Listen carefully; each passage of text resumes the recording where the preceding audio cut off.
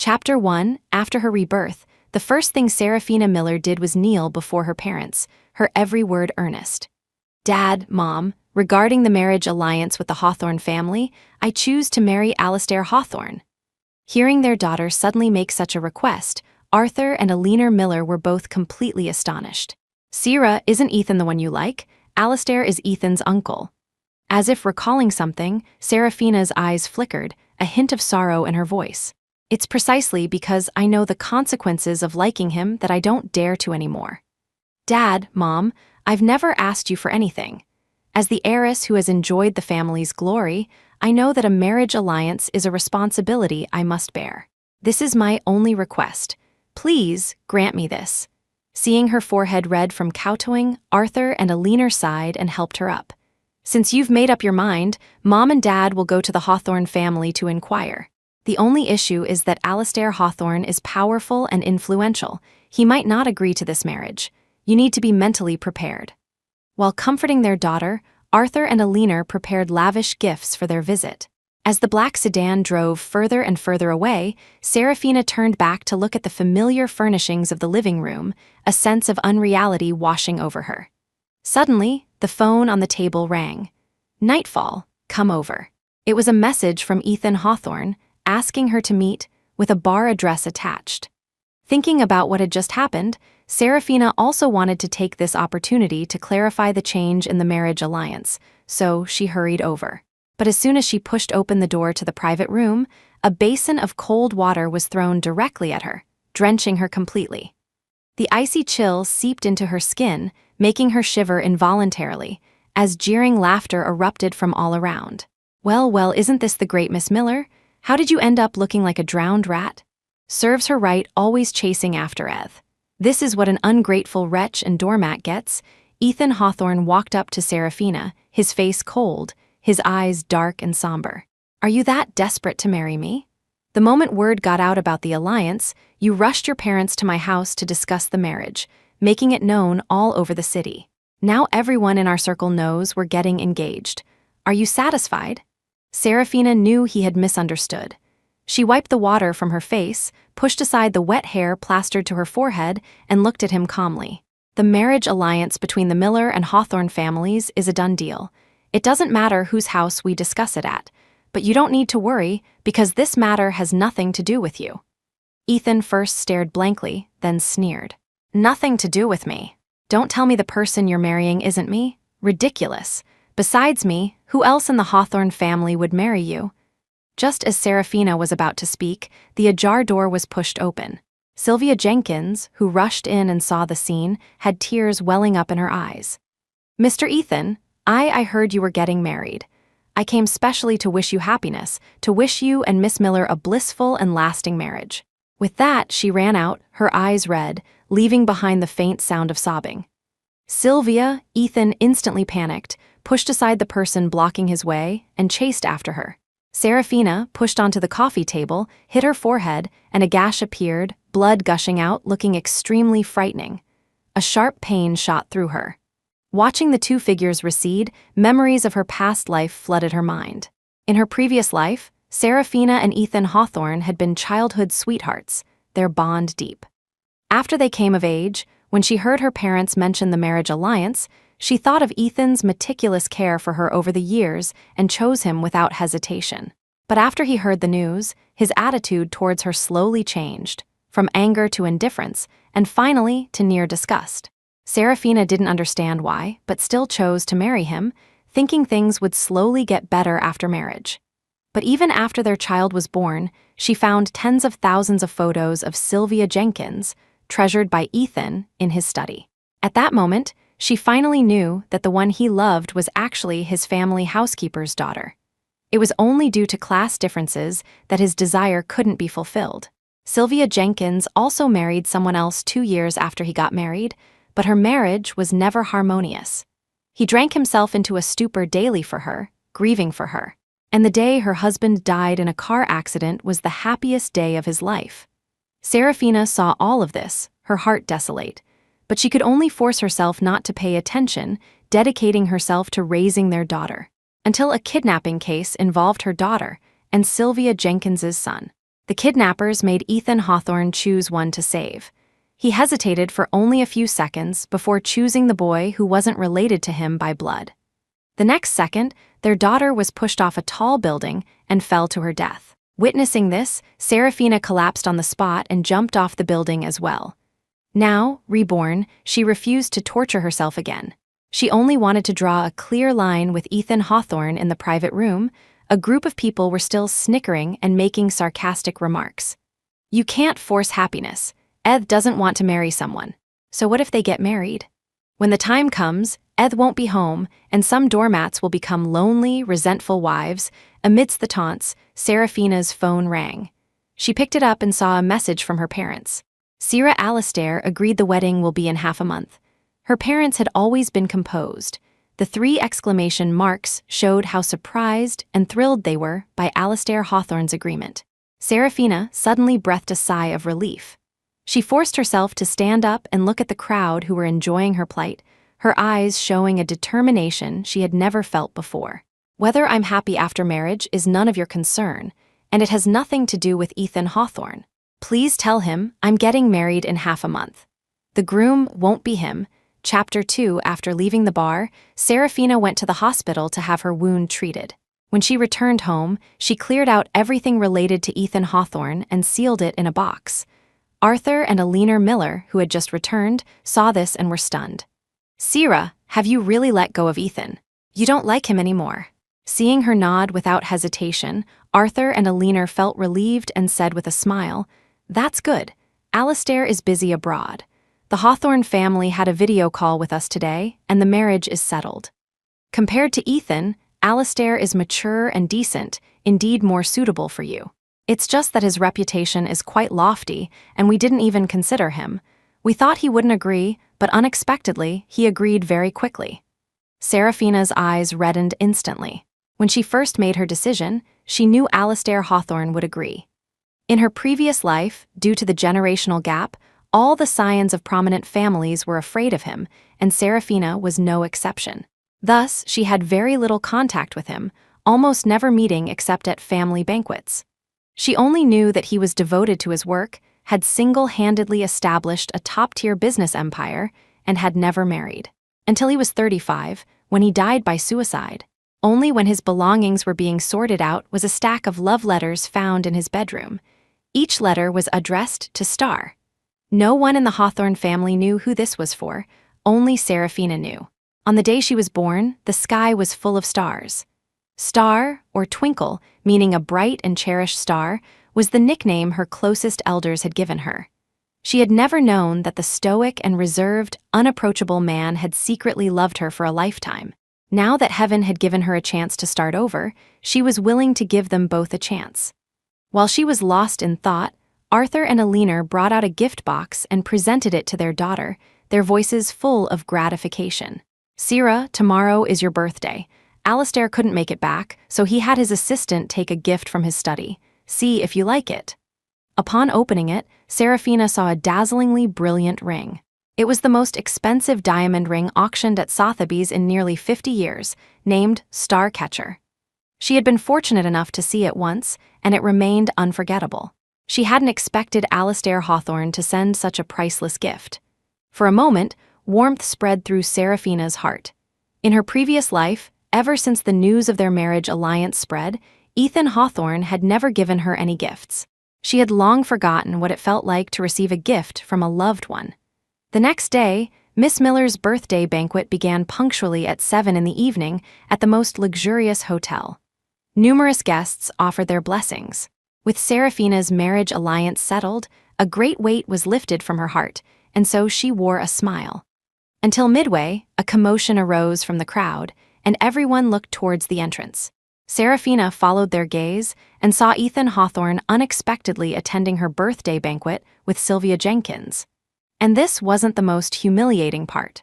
The most humiliating part was Ethan Hawthorne's group of buddies, boisterously carrying a huge plaque towards her. And in the center of the plaque were 4 large words two-faced treacherous to Serafina Miller. The guests crowded forward to watch the spectacle, whispering and discussing among themselves. Serafina's face turned deathly pale. She clenched her hands tightly, staring fixedly at the troublemakers before her, her voice icy. "What do you mean by this?" A few of his buddies sneered, deliberately raising their voices. "We should be asking you, didn't you say yesterday that Eth wasn't the groom?" Then, why, when Eth got home, did he find that preparations for the wedding were already underway? This game of playing hard to get, no one plays it better than Miss Miller. I think these words are quite fitting. I told you she was just being stubborn yesterday. She's chased Eth for so many years, who doesn't know she's been a bootlicker to the point of having no self-respect. Now she suddenly says she doesn't like him, won't marry him. It's just a delaying tactic. In the Hawthorne family, Eth is the only one of your generation. If not him, who else could she marry? A burst of laughter instantly filled the hall. Ethan Hawthorne also looked at her with a cold face. "Seraphina Miller, stop doing these two-faced things and don't try to get my attention. When we get married, apart from the title of Mrs. Hawthorne, I won't give you anything else." Seraphina had heard him say this in her previous life as well. And he hadn't lied. Married for 7 years, apart from the title, she truly had nothing. The surrounding people murmured as they heard these words. Seraphina, who had also turned pale, took a deep breath and raised her voice. "Ethan Hawthorne, I don't need your title, listen carefully. My marriage partner is not you, nor is he of your generation, but your..." Before the name could be spoken, it was interrupted by an unexpected incident. Sylvia Jenkins suddenly covered her nose and mouth, her face breaking out in dense red rashes. With red-rimmed eyes, she collapsed into Ethan Hawthorne's arms. "Mr. Ethan, I'm so itchy, why are there so many hyacinths here?" "I'm allergic to hyacinths." Hyacinths were Seraphina's favorite flower, so they were arranged everywhere in the hall. Hearing the increasingly rapid breathing of the person in his arms, Ethan Hawthorne's expression became urgent. He kept calling Sylvia's name and finally picked her up in his arms. In the end, he left only 2 sentences. One for her, "Seraphina Miller, after we get married, you are not allowed to plant or display hyacinths anywhere," one for his group of buddies. "After I leave, trash this banquet hall." "All right, Eth, consider it done." Before his words faded, the group, like bandits, grabbed tables and chairs and began smashing everything around. Birthday cake was smeared all over the floor, wine glasses and dishes shattered, and flowers were trampled into mud by dodging guests. "Stop, what right do you have to wreck my birthday party? Stop, you're going to marry Eth soon anyway. The husband is the guide, so naturally, whatever Eth says goes, ha ha ha ha." Seraphina shouted until her throat was hoarse, but she couldn't stop this brutality, only receiving endless ridicule in return. Finally, all the guests left, and her birthday, amidst the chaos, came to an end. Chapter 3. For the next few days, Seraphina shut herself in her room with red-rimmed eyes, not stepping out at all. After Arthur and Alina Miller learned about Ethan Hawthorne's outrageous actions, they were even more convinced that not marrying their daughter to him was the right decision. They even clamored to go to the Hawthorne family, but were stopped by Seraphina, who only emerged after several days. The wedding was imminent. She didn't want any more trouble. Only after dissuading her parents did she leave with a design drawing. These past few days, she hadn't been holed up worrying about Ethan Hawthorne. He was already an irrelevant person to her. She was in her room, personally designing a wedding ring for Alastair Hawthorne. She knew the Starcatcher was extraordinarily valuable, so she secretly wanted to repay his deep affection with this heartfelt gesture. She gave the drawing to the butler, asking him to find a master craftsman to personally carve and create it. But when the agreed-upon completion date arrived, the wedding ring was still not delivered. Seraphina went to inquire and learned that a few days ago, Ethan Hawthorne had come to pick out jewelry, had taken a fancy to this ring at first glance, and after some inquiries, had taken it away directly. He only left a message. "It's for me anyway, no need to ask Seraphina Miller to pick it up." The staff, knowing about the Miller-Hawthorne marriage alliance, didn't stop him. Seraphina's heart sank to the bottom. She rushed to the Hawthorne residence to find Ethan Hawthorne, wanting to retrieve the ring. As soon as she entered, she saw Sylvia Jenkins sitting in front of a pile of delivery boxes, cooing softly. "Mr. Ethan, you secretly cleared my shopping cart again.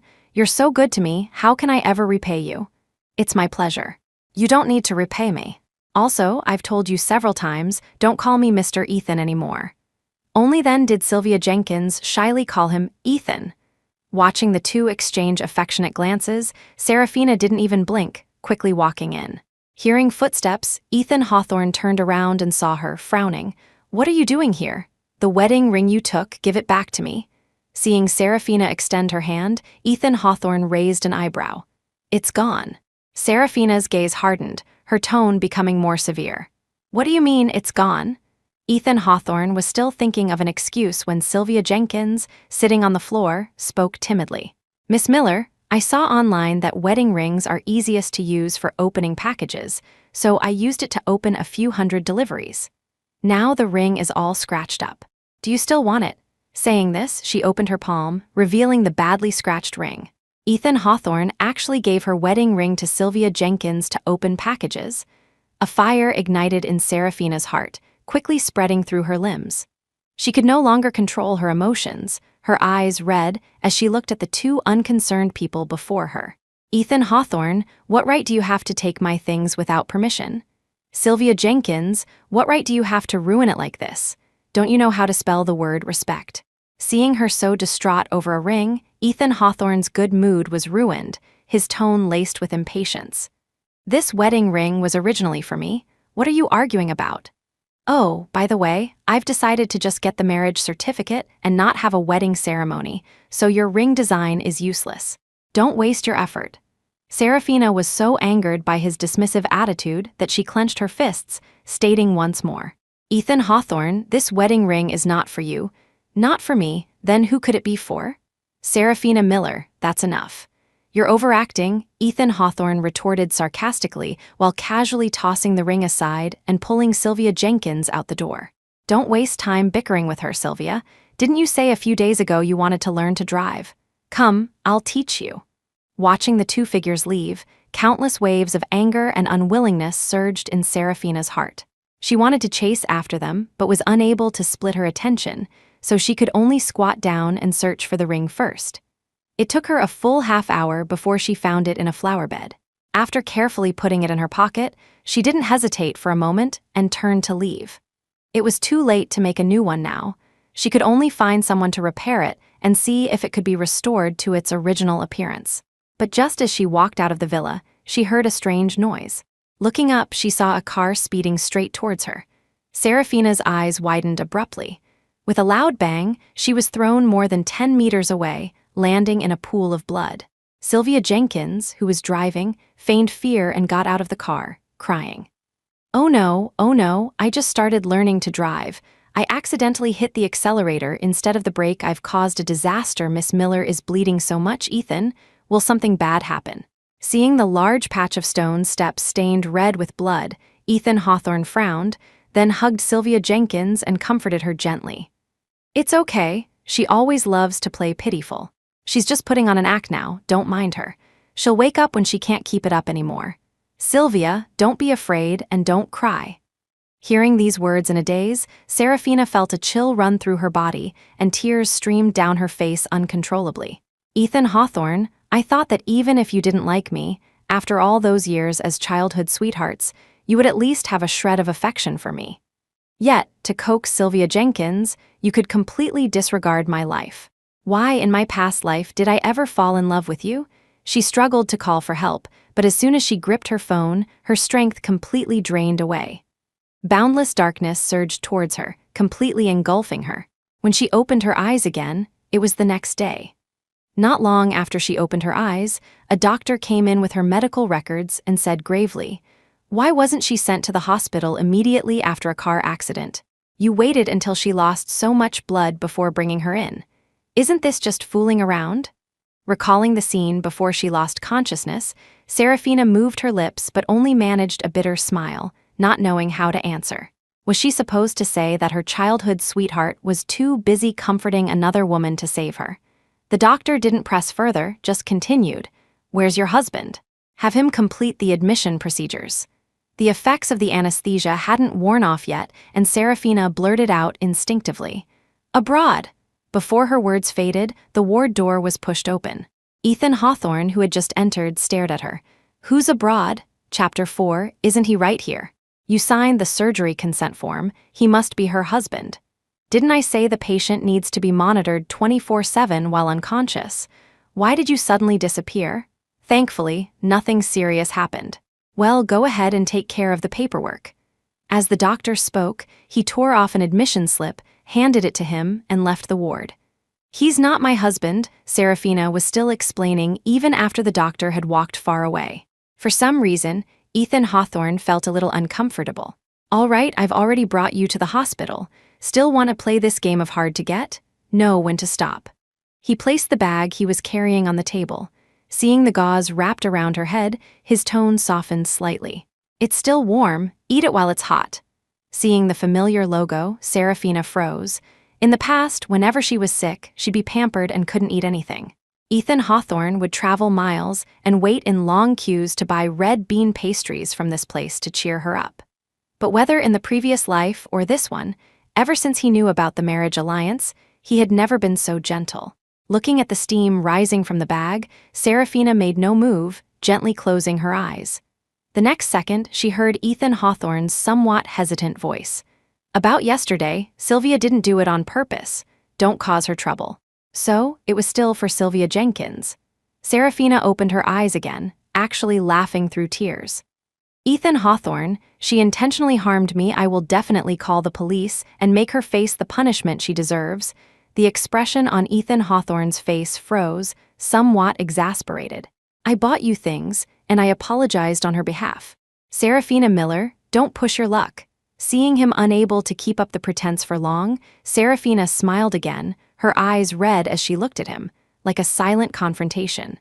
As if knowing her stubborn temper, after an unknown amount of time, Ethan Hawthorne rubbed his brow and sighed heavily. If that's the case, then let's both take a step back.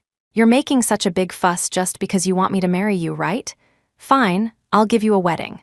The wedding that both families are preparing for, the one you've been longing for, I'll attend. Are you satisfied now? Seeing the restrained expression on his face, Serafina lowered her eyes, unable to stop herself from recalling the past. In the previous life, Ethan Hawthorne hadn't attended that wedding. He detested her, and he detested this wedding. Now that he had relented, it was still because of Sylvia Jenkins. Back then, although he didn't like her, he still married her, most likely because he was threatened by his family. After all, Sylvia Jenkins was his only weakness, and just a servant's daughter, easy to control. They weren't afraid he wouldn't obey. But in this life, Serafina would absolutely not repeat the same mistakes, so she stated it directly. No need, the groom was never you to begin with. Whether you go or not makes no difference. Ethan Hawthorne was thoroughly angered by her. Just as he was about to lose his temper, his phone rang. Seeing the name, Sylvia, he disregarded everything else and turned to leave. Watching the door slowly close, Serafina picked up her phone and dialed 911. After she had clearly explained the whole story, she learned an unexpected piece of news. Miss Miller, I'm very sorry, this car accident was just an accident. Your fiancé signed a letter of understanding on the spot. We cannot file a case. Hearing this result, Serafina felt a lump in her chest.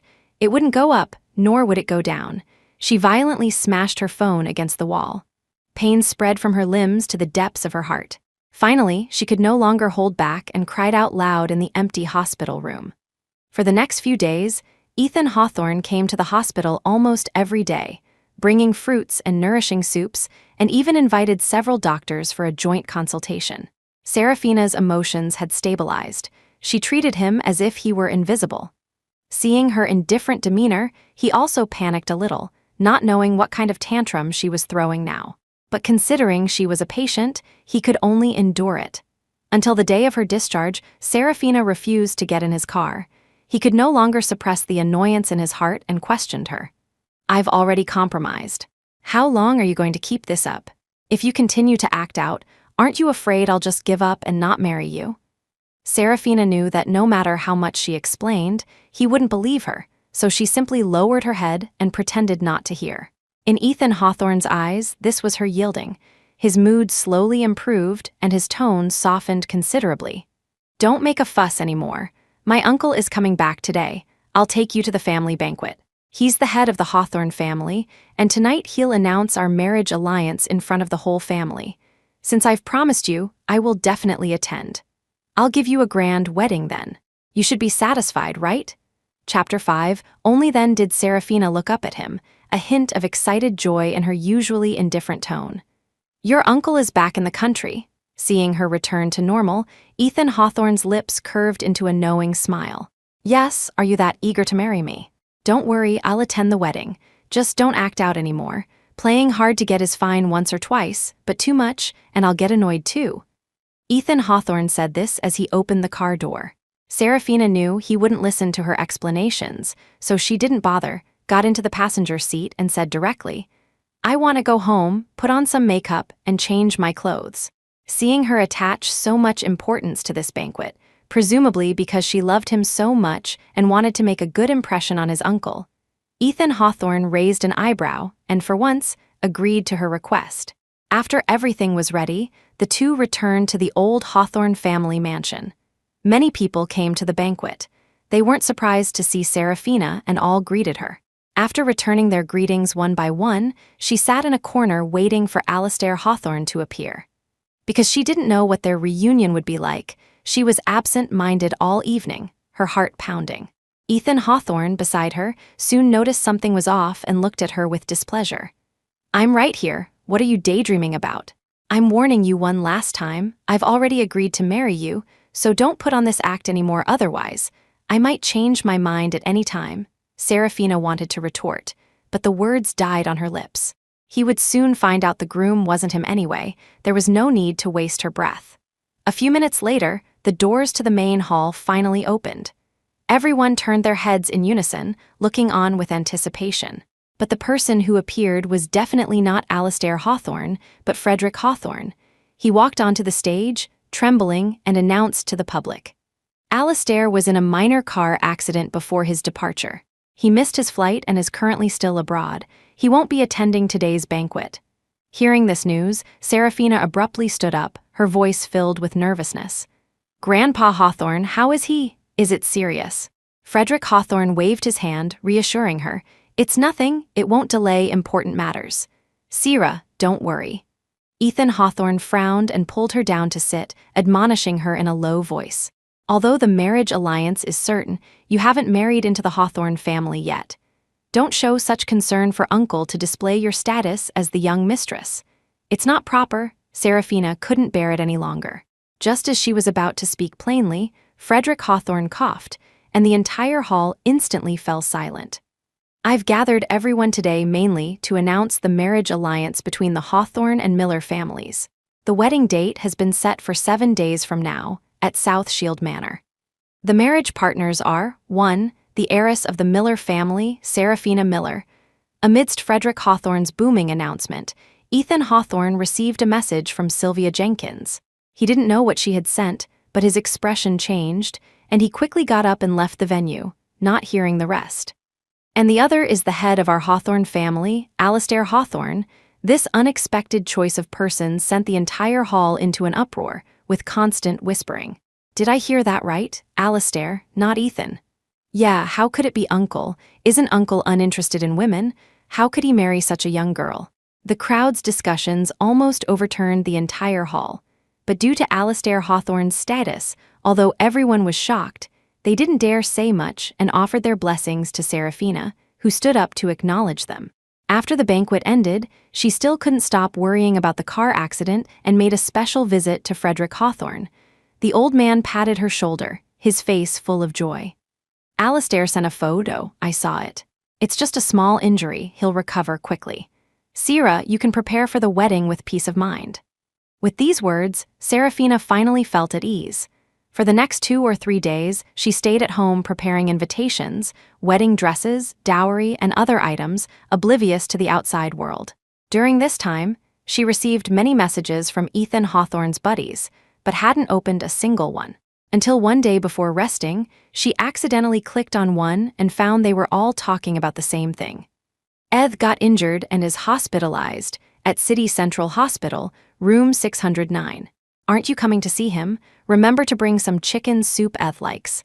What's with not replying to messages? Still playing that outdated game of hard to get? Is there no end to it? "Serafina Miller, what are you doing?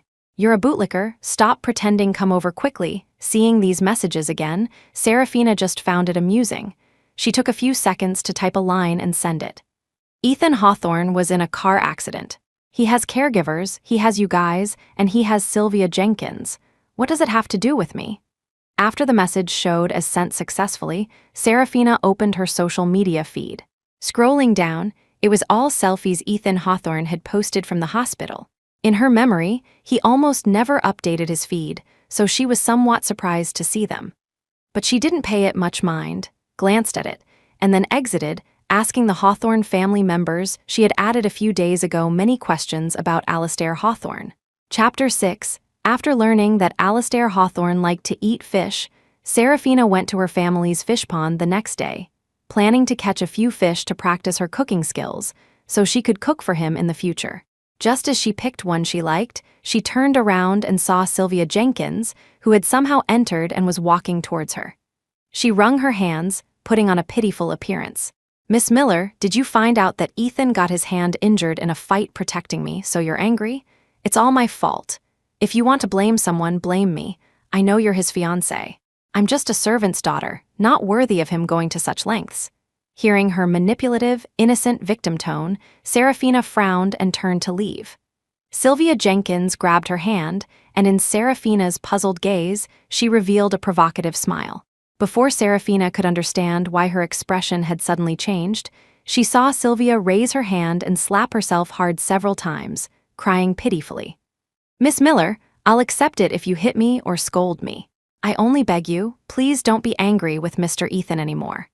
As long as you go see Mr. Ethan, I won't resist, no matter what you do to me." Seeing her uncharacteristic behavior, Serafina's eyelid twitched, realizing something was wrong. Just as she was about to pull her hand away and leave, she saw an enraged Ethan Hawthorne burst in with a group of people, surrounding them. "Serafina Miller, why did you hit Sylvia? I've already promised you we'll have the wedding." "Don't be an ungrateful wretch," Serafina looked at him coldly. "I didn't hit her. There's a security camera over there. Go see for yourself." After saying that, she intended to leave, but an enraged Ethan Hawthorne, blinded by anger, glared at her, not listening to a word, his voice like frost. "I used to think you were just a spoiled brat with a bad temper, but now I see you're simply incorrigible." With that, he directly had his buddies restrain Serafina, then took Sylvia Jenkins's hand. "Sylvia, I won't let you suffer any grievances." "Hit her back." Sylvia Jenkins initially sobbed, saying she didn't dare, but after everyone around her emboldened her, she stopped pretending and slapped Serafina with all her might. With a loud smack, Serafina's face swelled up high, and her still healing forehead began to bleed. A burning pain shot through her nerves, making her ears ring. While no one was looking, Sylvia Jenkins pushed the still dazed Serafina into the pond, then pretended to be kind and said she wanted to save her. Ethan Hawthorne glanced coldly, then left directly with his men. "Don't bother.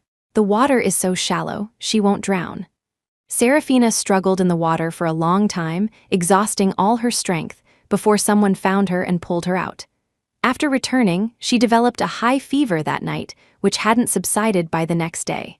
She had many dreams related to the past, tears clinging to her eyelashes as she mumbled incoherently. "I feel so awful, Ethan, my dear.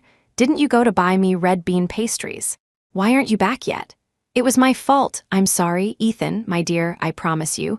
I'll never hide the love letters other girls send you again."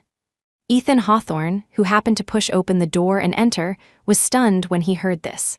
He recalled the time when Serafina followed him around, and he was happy to dote on her, and his heart softened a bit. "Things were fine. Why did it come to this? If you hadn't insisted on forcing this marriage, I would have treated you as a sister for life." The drowsy Serafina heard this sentence and woke up. As soon as she opened her eyes, Ethan Hawthorne reverted to the dismissive attitude he had shown in the past few days, and said in a deep voice, "Grandpa Hawthorne heard you were sick and insisted I come see you. Don't flatter yourself, I was forced. Otherwise, I absolutely wouldn't have come." The next second, Sylvia Jenkins timidly entered, beginning to apologize in a flustered manner. "Miss Miller, what happened yesterday was my fault. Please forgive me." Serafina had been slapped for no reason and then pushed into the lake. She had only just recovered a little, but she had no strength left to argue. She staggered to her feet, about to ask them to leave, when she saw Sylvia Jenkins staring intently at her neck. She couldn't help but touch her neck, A necklace hung there, a gift from Ethan Hawthorne on her coming-of-age day. Ethan Hawthorne naturally noticed it too. He knew this necklace was very important to Serafina, and his eyes darkened slightly. "Sylvia, I'll have another one custom made for you later." His words stopped abruptly. Serafina directly tore off the necklace and threw it at him. Then, propping herself up, she brought the box she had packed a while ago to Ethan Hawthorne. Seeing her indifferent action, Ethan Hawthorne's heart suddenly tightened. "What do you mean by this?" Serafina directly thrust the box into his arms and said softly, "I'm getting married. My future husband will misunderstand if he sees these things you gave me before. Ethan Hawthorne, I'm returning all these to you.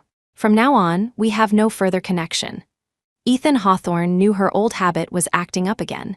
He overturned everything in the box and looked at her with a grim face. "You hit Sylvia first, and now you're throwing a tantrum. Isn't your future husband me? No further connection. Let's see if you can keep up this act on our wedding day." After venting all the pent-up dissatisfaction in his heart, he pulled Sylvia Jenkins and stormed off. Looking at the messy floor, Serafina smiled faintly and softly called for someone. "Throw all this junk in the trash." Chapter 7, the day before the wedding, Serafina received a text message. It only said, "I'm back. See you tomorrow." No signature, no sender ID, but she knew it was him, Alastair Hawthorne. Her wavering heart suddenly settled and she slept soundly. At 10 o'clock the next morning, the Hawthorne family's wedding procession arrived at the Miller residence, followed by cameras. This grand marriage alliance between wealthy families would be broadcast live to the entire city.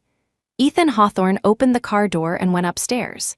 Seeing Serafina in her white wedding gown, a flash of amazement crossed his eyes. For some reason, he felt as if he had seen this scene somewhere before and was momentarily dazed. It wasn't until someone beside him reminded him that he extended his hand to her.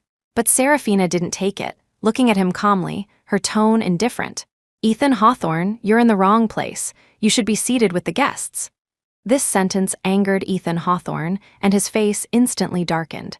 "Starting again? Don't you know today's wedding is being broadcast live to the whole city? Must you keep making a scene and disgrace both families?" Serafina didn't argue with him further, lifting her skirt and going downstairs alone.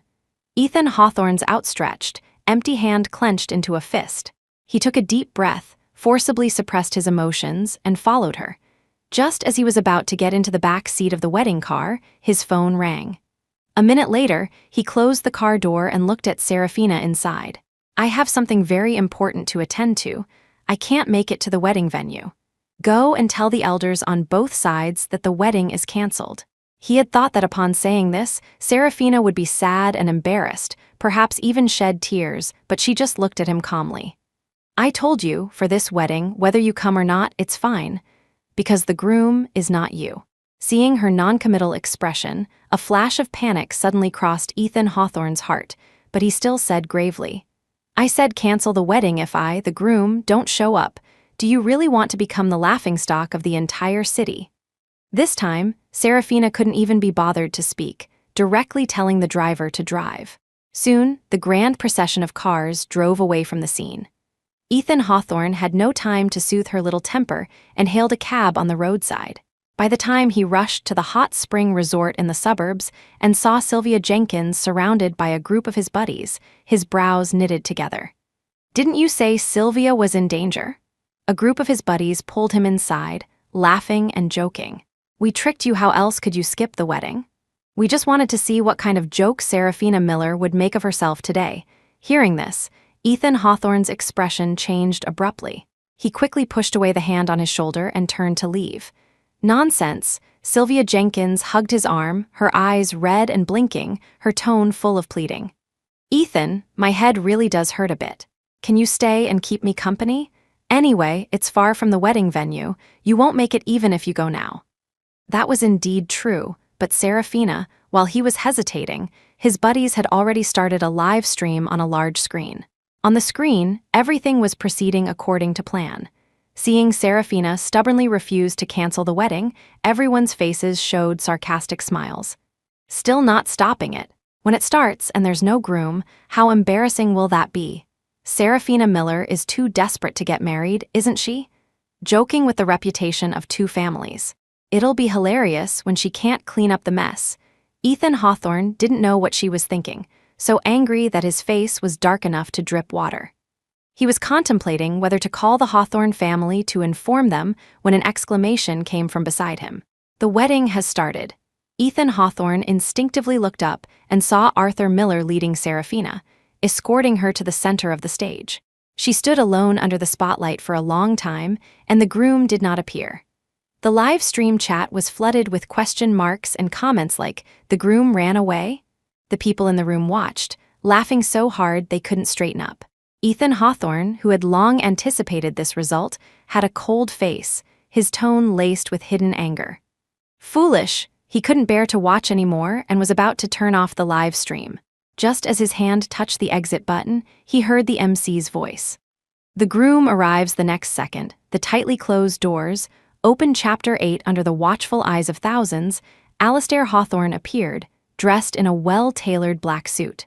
He adjusted his gold-rimmed glasses and nodded slightly to the audience. His cool, profound gaze swept over, exuding an extremely strong sense of pressure. The entire hall instantly fell silent, so quiet you could hear a pin drop. The guests present were all stunned. No one had expected that in the Miller-Hawthorne marriage alliance, the groom would actually be Alastair Hawthorne. The group of people in front of the screen, waiting to see a good show, also froze in place like stone statues. Ethan Hawthorne clenched his jaw tightly, veins bulging on his forehead, his voice filled with rage. "Uncle. Impossible. There must be some mistake." As soon as these words were spoken, everyone in the room came back to their senses, stammering in agreement. Yes, the MC must have made a mistake. How could Mr. Hawthorne possibly marry Seraphina Miller? They're a generation apart. Seraphina Miller wasn't even wanted by Eth. How could she possibly be worthy of Mr. Hawthorne? It's a mistake, just a mistake. While the group was still in denial, Alastair Hawthorne had already walked to the center of the stage. The wedding had moved on to the next part, the exchange of vows. "Mr. Alastair Hawthorne, do you take Miss Seraphina Miller to be your lawfully wedded wife, to love and be faithful to her, for richer, for poorer, in youth and in old age, to cherish and spend your lives together, till death do you part?"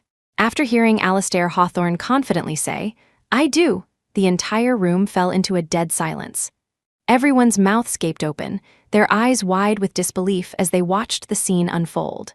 Ethan Hawthorne's mind went blank, the blood in his veins seeming to flow backward. He casually grabbed a set of car keys, overturned the wine table in front of him, and rushed out like a madman, completely ignoring the shouts behind him. Only one thought remained in Ethan Hawthorne's mind. Seraphina Miller was clearly his fiancée. She could only marry him. She absolutely could not marry his uncle. He floored the accelerator, running more than a dozen red lights. By the time Ethan Hawthorne arrived at the venue, the wedding banquet was nearing its end. Most of the guests had dispersed, leaving only relatives of the Hawthorne and Miller families. He spotted Seraphina, surrounded and chatting happily, in the crowd at a glance and strode forward, grabbing her hand. His voice held an unprecedented panic and nervousness. "You're coming with me." Before Seraphina could speak, the family members around them spoke up. "Ethan, what are you doing? It's your uncle and Sierra's wedding. How come you only arrived after it's over?" "Sierra and Alastair still have to go back to the old mansion to serve tea to the elders. What trouble are you causing?" "Ethan Hawthorne, you let go of her. It's one thing to fool around usually, but today is your uncle's wedding. If you cause any more trouble, I'll deal with you." His uncles and parents were all scolding him, but Ethan Hawthorne remained stubborn, tightening his grip. The skin on Seraphina's wrist was squeezed red. She frowned slightly, and just as she was about to speak, she heard a deep, magnetic voice from behind her. "Let go," only 2 words, yet Ethan Hawthorne released her hand as if he'd been electrocuted. He didn't even dare to turn his head, hesitantly calling out, "Uncle." Alastair Hawthorne did not respond to him. A path automatically cleared in the crowd. He walked straight to Seraphina's side, lifted her hand, and gently rubbed it before glancing at Ethan Hawthorne. "This is your aunt." The air seemed to freeze.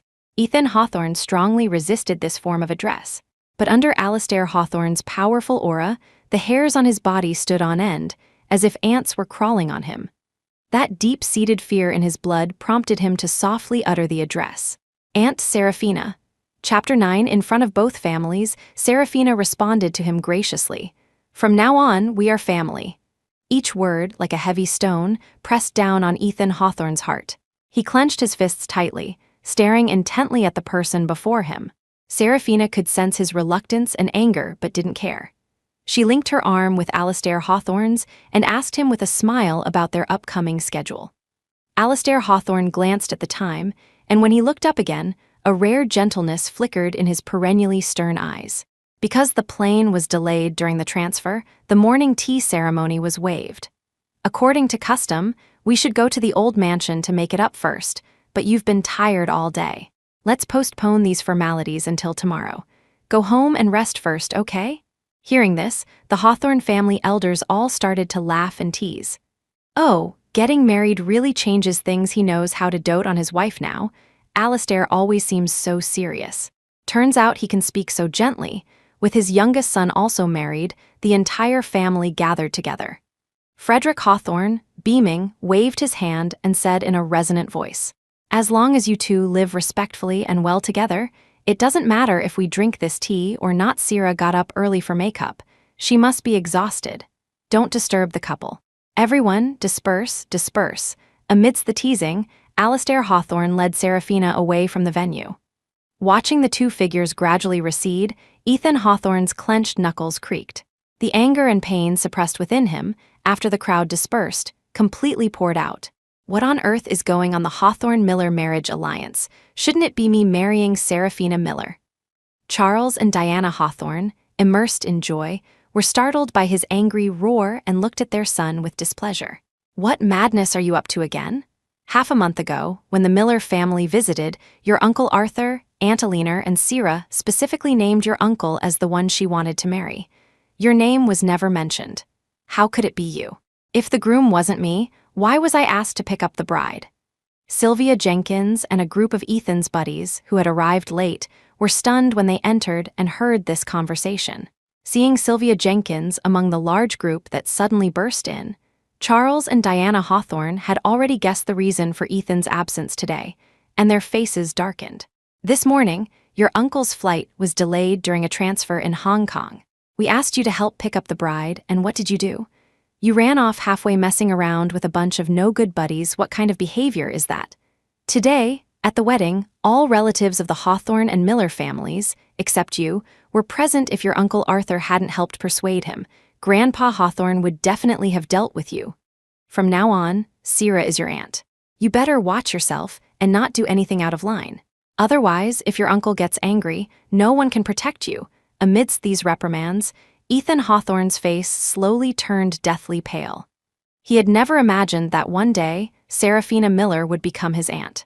His shoulders trembled uncontrollably, and he closed his eyes in despair. The past events he had once ridiculed flashed before his eyes, one by one. Seraphina in the bar, drenched like a drowned rat, yet still making her clarification resolutely. The slightly too small wedding ring she designed, which he had struggled to put on. Her uncontrollable nervousness at the family banquet upon hearing his uncle's name. Only at this moment did Ethan Hawthorne finally understand. It was all true. Seraphina Miller had never lied to him. It was just that he had been immersed in the past where she ardently pursued him, so he had ignored her changes. From the day of the engagement, Seraphina Miller was no longer the Seraphina Miller of before. But why did the person who, just the day before, was insisting on a marriage alliance with him, seem to change completely overnight? Perhaps it wasn't the person who changed, but her attitude. Had his past actions hurt her so deeply that she decided to give up? Or was marrying his uncle just another one of her tactics to play hard to get? Countless thoughts swirled in Ethan Hawthorne's mind. He felt as if his head was about to explode, desperately clutching his hair. Seeing him in this state, Sylvia Jenkins hugged him with a pained expression. Charles and Diana Hawthorne, who were about to leave, saw this, and their faces turned extremely ugly. A servant's daughter, also dreaming of climbing the Hawthorne family's social ladder. Chapter 10. Although Seraphina knew of Alastair Hawthorne's affection for her, because they had had little interaction in both lifetimes, she still felt a bit unnatural when they were alone. Alastair Hawthorne also sensed her mood and spoke gently. "Does everyone call you Sira?" Serafina hadn't expected him to suddenly speak and nodded lightly in response. My grandparents also call me Star. You can call me that too. Halfway through her sentence, her face flushed red. She inexplicably remembered the stack of love letters she had only glimpsed and lowered her eyes, feeling a little guilty. As if recalling something, a faint light flickered in Alastair Hawthorne's eyes, a gentle smile playing on his lips. Star, as in a sky full of stars, am I right? For some reason, Serafina detected a hint of pleasure in his tone. She couldn't control her curiosity and secretly tilted her head to verify, her gaze meeting his deep pupils. The moment their eyes met, she was unconsciously drawn in. The next second, she heard him say something that went beyond her perception of him. Star is good, Sira is also nice, but I think wife is the best. After all, it's unique. Hearing the last few words, Serafina's heart pounded like a drum. She didn't know how to respond, only managed and quickly averted her gaze, lowering her head. Although the air conditioning was on in the car, she was sweating from the heat, and their clasped hands felt sticky. Alastair Hawthorne chuckled softly, thoughtfully lowered the temperature a few degrees, and handed her a handkerchief. As Serafina took it and wiped her sweat, she heard him continue. Although we're from different generations, and I'm 7 years older than you, if we calculate roughly, we can barely be considered peers. The driver in the front seat, Leo Carter, who had worked for the Hawthorne family for over 30 years, couldn't hold back his laughter upon hearing this and couldn't help but interject. Mr. Hawthorne, how did you calculate that? That's too rough and barely a stretch. Alastair Hawthorne glanced at the beaming man in the rearview mirror, a hint of helplessness in his voice. Uncle Leo, don't expose me. All right, I won't say any more, you continue. Only then did Alastair Hawthorne retract his gaze and resume his unfinished sentence. Although we didn't have much interaction before, we are husband and wife now. You don't need to be so afraid of me. Just like any ordinary couple, say whatever is on your mind. I will humbly listen to my wife's suggestions and fulfill my responsibilities as a husband. This was the first time Serafina had heard him speak at such length. It was also the first time she had seen him chat so casually and at ease in a public setting. For a moment, she was still a bit unaccustomed and couldn't help but ask, "Say whatever I want." After Alastair Hawthorne nodded, she mustered her courage and asked a question. Why did you agree to a marriage alliance with me? Chapter 11, Alastair Hawthorne paused for a few seconds, then quickly returned to normal, asking back. I can answer you, but before that, I also want to ask you a question. For the marriage alliance, why did you choose me? Now it was Serafina's turn to have a headache. Fortunately, she was quick-witted and soon came up with a few reasons. I am the sole daughter of the Miller family, and you are the head of the Hawthorne family. A marriage alliance is about joining forces, a strong union. Besides, our age difference isn't that big. We'll definitely have common ground and things to talk about, so there's no need to worry about getting along after marriage. You're so outstanding, so I thought I'd try asking the best first. If you actually agreed, wouldn't I have hit the jackpot? Alastair Hawthorne knew at once she was just making things up. This was not what she truly thought. But there were some things he really wanted to get to the bottom of, so after she finished her rambling, he pressed further. In your heart, was I your first choice for the marriage alliance, and Ethan your second best?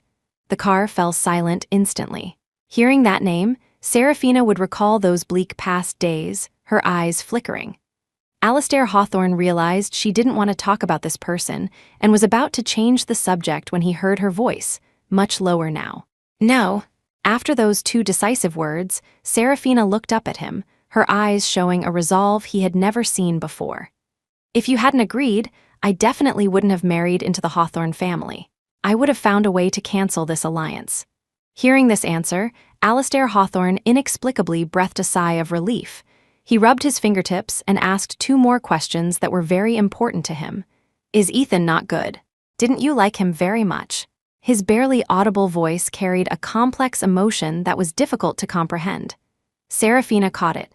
She knew why he asked this question, and she knew her answer would affect their future relationship. Alastair Hawthorne was a reserved and proud man. He would never allow himself to be a substitute for someone else's unrequited love. In the previous life, those feelings could be completely buried for over 30 years, only to be discovered after his accidental death. This showed his somewhat obsessive self-control. If he knew she was reborn and had chosen him only to avoid repeating her past mistakes, he would definitely continue to hide those feelings. This was not what Serafina wanted to see. So she told a lie. I only ever liked his looks. I figured since I had to get married, marrying a handsome guy wouldn't be bad, so I chased after him. You're so capable, you must have known he didn't like me, right? I don't have your abilities. I only recently found out. I'm the esteemed Miss Miller. How could I tolerate my husband having another woman in his heart? So I decided to dump him without any hesitation. You're 1,000 times better than him, so I thought I'd give it a shot. Anyway, everyone in Northwood City knows that Serafina Miller will stop at nothing and has no shame when it comes to chasing men. Although her tone was light, Alastair Hawthorne saw the faint glint of tears in her eyes. Having navigated the business world for many years and encountered all sorts of people, he could easily see through others. But facing the lying Serafina, he couldn't bring himself to say a harsh word, only wanting to hold her in his arms. And he did just that. After all, they were husband and wife now. What he had been cautious about before, he no longer needed to be. The person in his arms sobbed softly, her tear-soaked clothes clinging to him, causing an inexplicable pain in his own chest. He gently patted her back, his tone warmer and gentler than a spring breeze. That's called being brave, not stopping at nothing. It was a very simple sentence, yet it was like putty, smoothing over the pitted scars that had been etched into Serafina's heart for many years. She no longer suppressed the emotions that caused her pain, letting them all pour out in her tears. After a good, hearty cry, her makeup was ruined and the car had stopped. Only the newlywed couple, still nestled together, remained in the car. After her emotions subsided, recalling the scene just now, Serafina felt only embarrassment. How could she have cried in front of Alastair Hawthorne? How was she supposed to explain this? As she pondered, Alastair Hawthorne spoke first. Weren't you curious why I agreed to the marriage alliance? The reasons are the same as yours. Firstly, for a strong union. Secondly, you are wonderful. And thirdly, I'm getting older and it's time to settle down. Serafina knew at once he was just fobbing her off. In his previous life, for her sake, he had been pressured by his family until he was 35 and still hadn't married, so she mumbled under her breath. Liar! A hint of surprise flashed in Alastair Hawthorne's eyes, and he nodded noncommittally. You lied to me too. 1-to-1, we're even. Chapter 12, One night, Ethan Hawthorne kept pouring himself drinks, refusing to put down his glass even after vomiting. Sylvia Jenkins, beside him, cried until her eyes were swollen, her voice hoarse as she pleaded with him. Ethan, please stop drinking, okay? If you keep drinking, you'll end up in the hospital. Please don't hurt yourself like this for an ungrateful, social climbing woman, okay? Hearing this, Ethan Hawthorne's somewhat hazy eyes regained some clarity. He grabbed Sylvia Jenkins by the collar, his voice still thick with drunkenness. Ungrateful? Social climbing? Her marrying my uncle is just to spite me. We've known each other for over 10 years. How could I not understand her little tricks? She just wants me to coax her a bit. I'll go find her now, beckon with my finger, and she'll definitely come back. Saying this, Ethan Hawthorne pushed aside the wine bottle and staggered towards the door. Sylvia Jenkins bit her lip, following him with a face full of unwillingness. After the taxi driver stopped the car at South Bay Villa, Ethan Hawthorne directly entered the password and barged in. In the quiet night, the continuous knocking on the door disturbed everyone's sweet dreams. When the butler opened the door and saw it was him, he quickly had someone help him in and was about to go upstairs to inform Alastair Hawthorne. A gust of evening wind sobered Ethan Hawthorne up a little. He insisted on following and banged on the door. Alastair Hawthorne, awakened by the noise, opened the door. Seeing Ethan's drunken state, his face instantly turned cold. Take him to sober up. The butler, having received instructions, quickly led the men into the bathroom. In the hallway, only Sylvia Jenkins remained. She buried her head in her chest, her voice sounding on the verge of tears. Mr. Hawthorne, hello. Alastair Hawthorne glanced at her, and just as he was about to ask what had happened tonight, he heard footsteps from behind. What's all the noise about? Seeing Serafina walk out rubbing her eyes, a bit of warmth rose in his cold eyes. He turned and put his arm around her waist. It's a small matter. You go rest first, I'll handle it shortly. Hearing the familiar voice, Sylvia Jenkins couldn't help but look up, only to see the person Ethan Hawthorne had been calling out for all night, now nestled in another man's arms, being carefully cherished. Remembering how all her painstaking schemes of late had come to nothing, and how the person she hated most was now living the life she envied most. Sylvia Jenkins was filled with resentment and couldn't resist stirring up trouble. "Miss Miller, Mr. Ethan has been heartbroken all night knowing you got married today. No matter how angry you are with him, you shouldn't use Mr. Hawthorne as a pretext to hurt Mr. Ethan's heart like this. He already promised to marry you. How could you go back on your word?" It had only been a few days, but Sylvia Jenkins's skill at sowing discord and playing the innocent victim had really grown. Serafina raised an eyebrow. And just as she was about to speak, she heard Alastair Hawthorne's deep voice. Sharp-tongued, "Tomorrow I'll have to ask my sister-in-law how she trained such a clever servant." Hearing the words sister-in-law, a chill ran down Sylvia Jenkins's spine. Ethan Hawthorne's parents had always disliked her and had tried several times to find an excuse to fire her entire family, only to be stopped by Ethan. If Alastair Hawthorne himself reported this to them, she feared that not even the highest authority could save her family. So she hurriedly tried to explain, her words becoming muddled. "No, Mr. Hawthorne, what I said is all true. The person Miss Miller has always wanted to marry is our Mr. Ethan. Everyone in Northwood City knows." Before she could finish, Serafina flexed her wrists and slapped her crisply twice.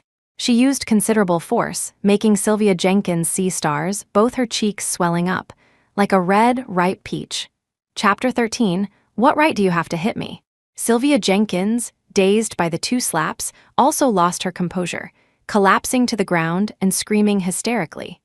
Serafina blew on her reddened palm and glanced at her nonchalantly. "One slap was for you hitting me with your car last time. The other was to return the favor. Is that hard to understand?" Hearing this, Alastair Hawthorne's gaze instantly froze. When he looked down at the person on the ground again, the emotions in his eyes made Sylvia Jenkins shiver. There was no anger, no contempt, only the indifference of looking at an ant.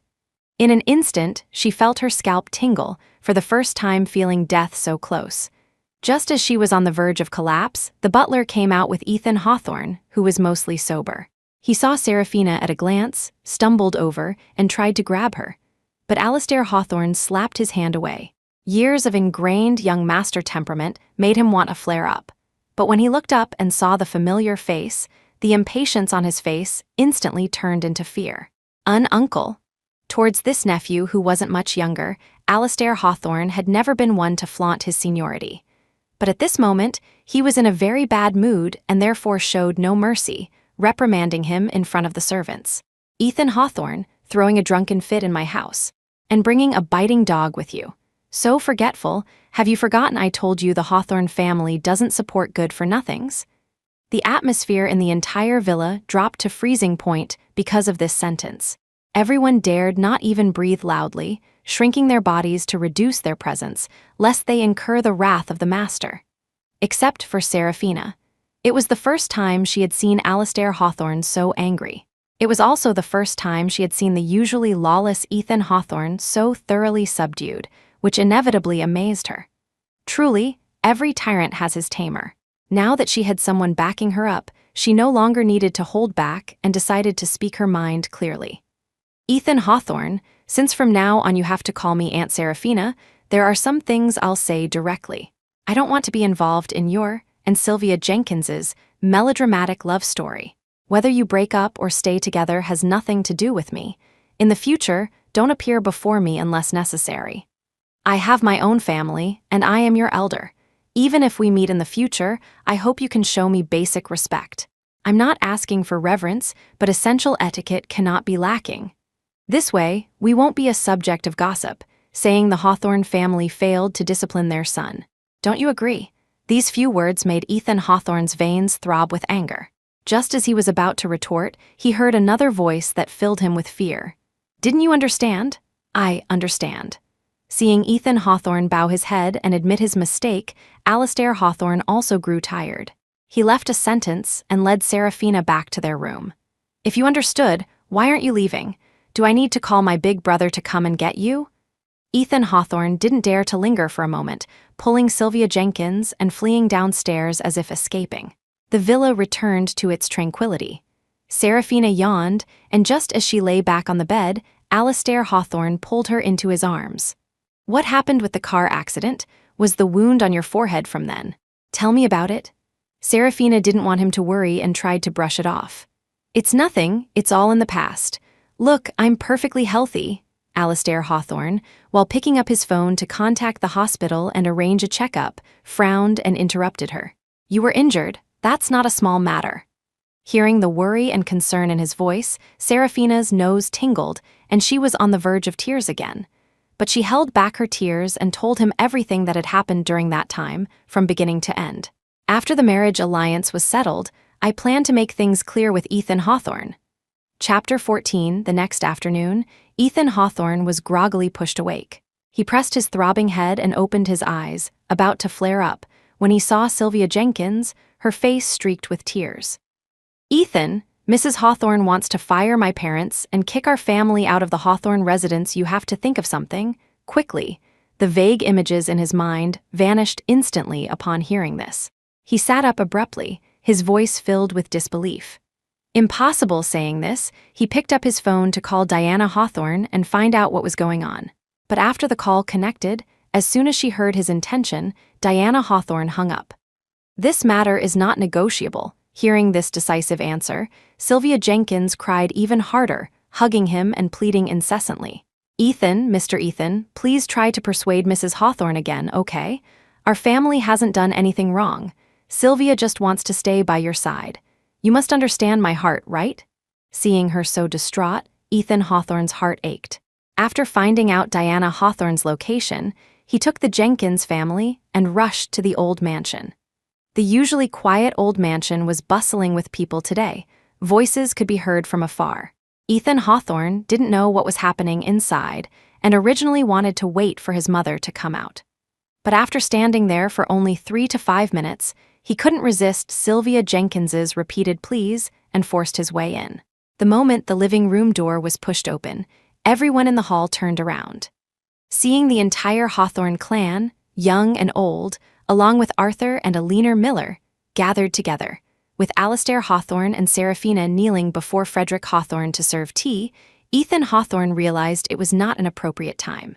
Just as he was about to leave with his group, Mrs. Jenkins, unable to read the room, fell to her knees before Charles and Diana Hawthorne, crying and lamenting.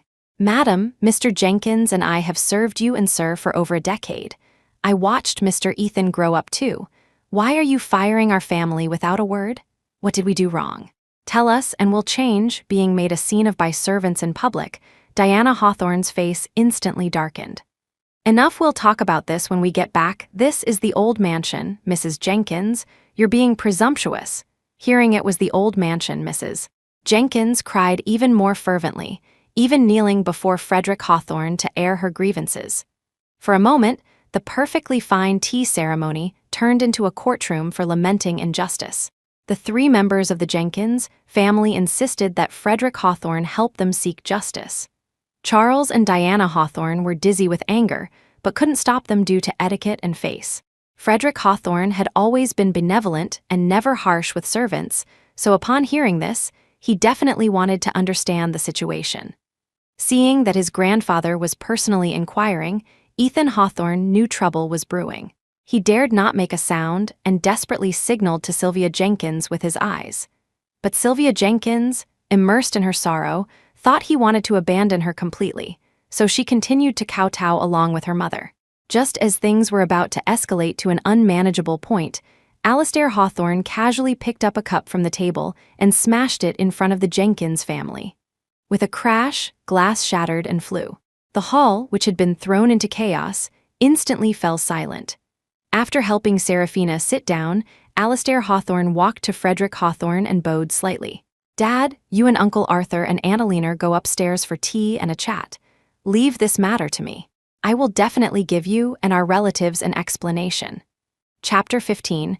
With his assurance, Frederick Hawthorne was naturally at ease and left with his in-laws. Only the Hawthorne family members remained in the living room. Alastair Hawthorne sat in the main seat, looking down at the 3 people kneeling on the floor, his tone devoid of any emotion. "Sylvia Jenkins, I remember you being quite articulate. Why don't you represent the Jenkins family and explain things clearly?" Facing this head of the family, who made his subordinates tremble, Sylvia Jenkins's heart was filled with fear. But she also knew that with so many people present, this was her only chance. So she wiped the tears from her face, knelt on the floor, and recounted the cause and course of events from beginning to end. After listening, the Hawthorne family relatives, along with the bodyguards and servants at the door, all showed expressions of speechlessness. It was the 21st century, so what if they were fired? It wasn't like they couldn't find another job. Making such a scene, was it really necessary? Only Alastair Hawthorne's expression remained unchanged from beginning to end. He invited his elder brother Charles and sister-in-law Diana over, and had them send someone to call all the household servants. In front of everyone, he asked these servants for their thoughts on dismissing the Jenkins family. When this topic came up, the previously silent crowd came forward one after another, pouring out their true feelings. "I think Madam did the right thing." Sylvia Jenkins, relying on the young master's affection, lorded it over everyone at home all day.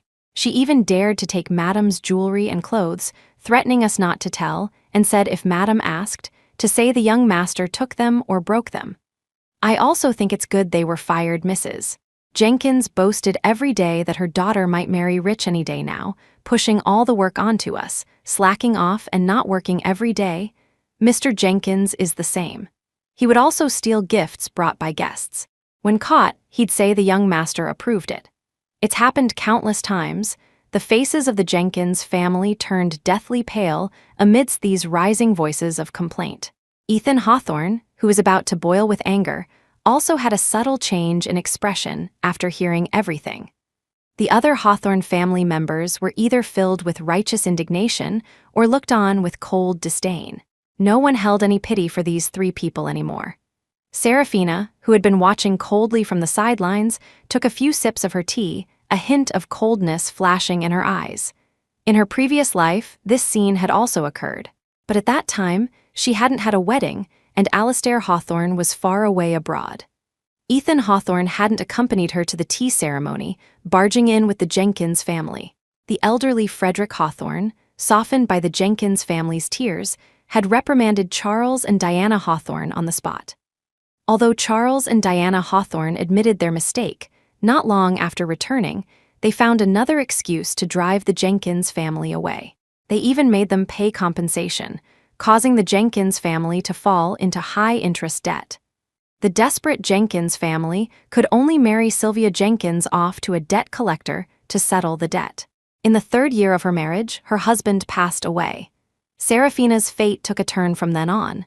Reborn, she had changed her marriage partner, and the course of the story had changed.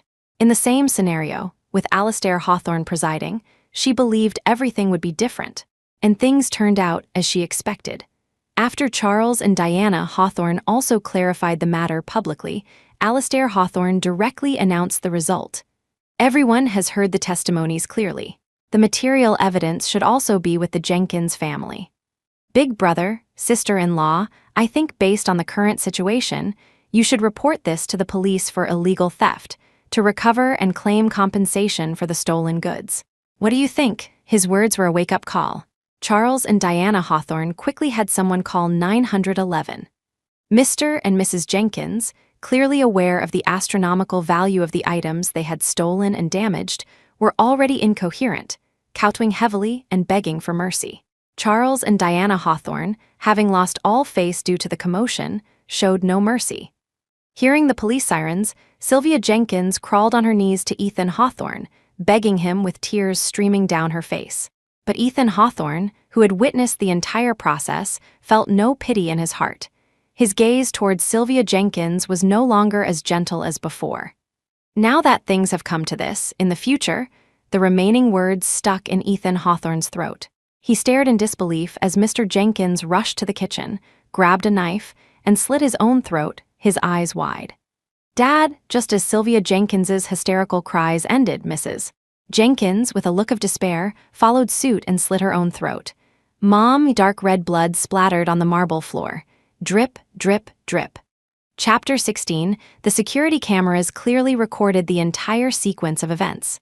The police cleared the scene, took statements, and were about to take the bodies and Sylvia Jenkins back to the station. Ethan Hawthorne held onto Sylvia, refusing to let go. Sylvia Jenkins lay collapsed in his arms, her eyes vacant, clearly having broken down. He did feel sorry for her and was preparing to discuss with the police, waiting until her emotions stabilized. Alastair Hawthorne prevented all of this from happening.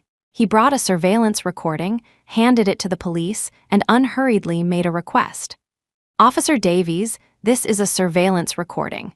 It clearly shows Sylvia Jenkins suspected of attempting to murder my wife. I request to file a case for investigation." Hearing this, Sylvia Jenkins, who had been incoherent, instantly sobered up and screamed uncontrollably. "It wasn't me, that was just an accident. The police have already investigated it clearly. Ethan also signed a letter of understanding for me. You can't pursue my fault," she argued emotionally, and Ethan Hawthorne also wanted to help prove her innocence. Alastair Hawthorne did not give him this chance. "Officer Davies, my wife and the signatory are merely aunt and nephew by marriage. The letter of understanding at the police station has no legal validity. Furthermore, my wife herself insists on pursuing accountability and review. Do you understand my meaning?" Officer Davies' face became serious.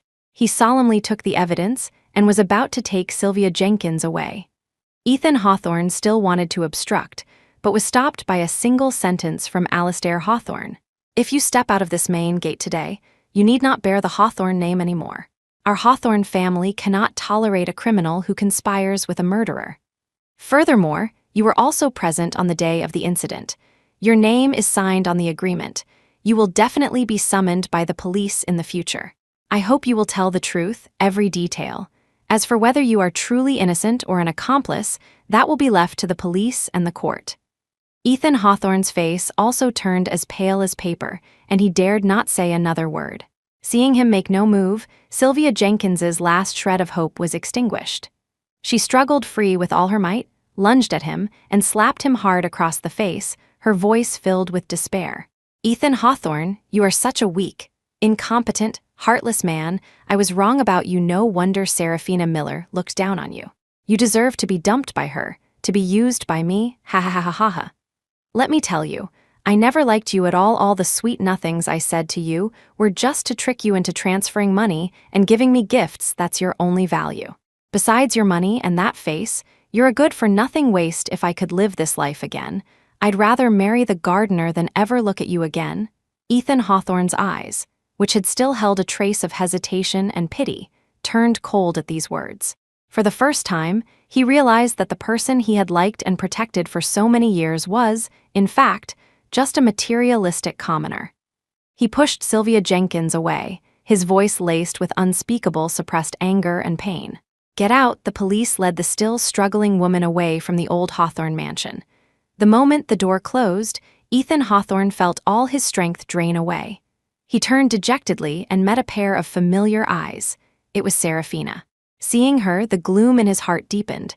He opened his mouth slightly, wanting to call out to her. "Sera!" Seraphina did not respond to him. She extended her hand to Alastair Hawthorne beside her, her voice light and gentle.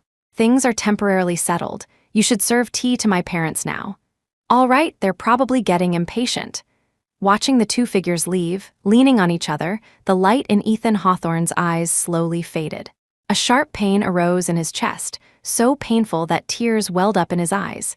He felt something being drawn out of his body, slowly drifting away, never to be found again. Chapter 17, on the way home, Alastair Hawthorne was constantly reviewing the hospital examination report his secretary had just delivered. He read the sentence, "minor trauma, no abnormalities in body organs or bones," 6 or 7 times before finally feeling relieved. Seraphina, beside him, casually took the report and tossed it into her bag, her tone lighthearted. "I told you I was fine. You insisted on taking me for a checkup this morning. You can finally rest assured now, right? I can only be at ease after seeing the examination results with my own eyes. It just took a little more time." There was some truth to that, so Seraphina nodded, then remembered something very important. "When did you get the surveillance footage from Ethan Hawthorne's villa?" "This morning." Alastair Hawthorne answered promptly, leaving Seraphina somewhat puzzled. "He doesn't know. He doesn't need to know. After all his assets must pass through my hands: property, cars, shares, without exception. Hearing this, a very strange thought suddenly occurred to Serafina. Before she could even grasp this fleeting spark of insight, it vanished. Only a strange feeling lingered in her heart, refusing to dissipate for a long time. But since everything was resolved, she couldn't be bothered to dwell on it anymore and asked Alastair Hawthorne with great interest if he wanted to try her cooking.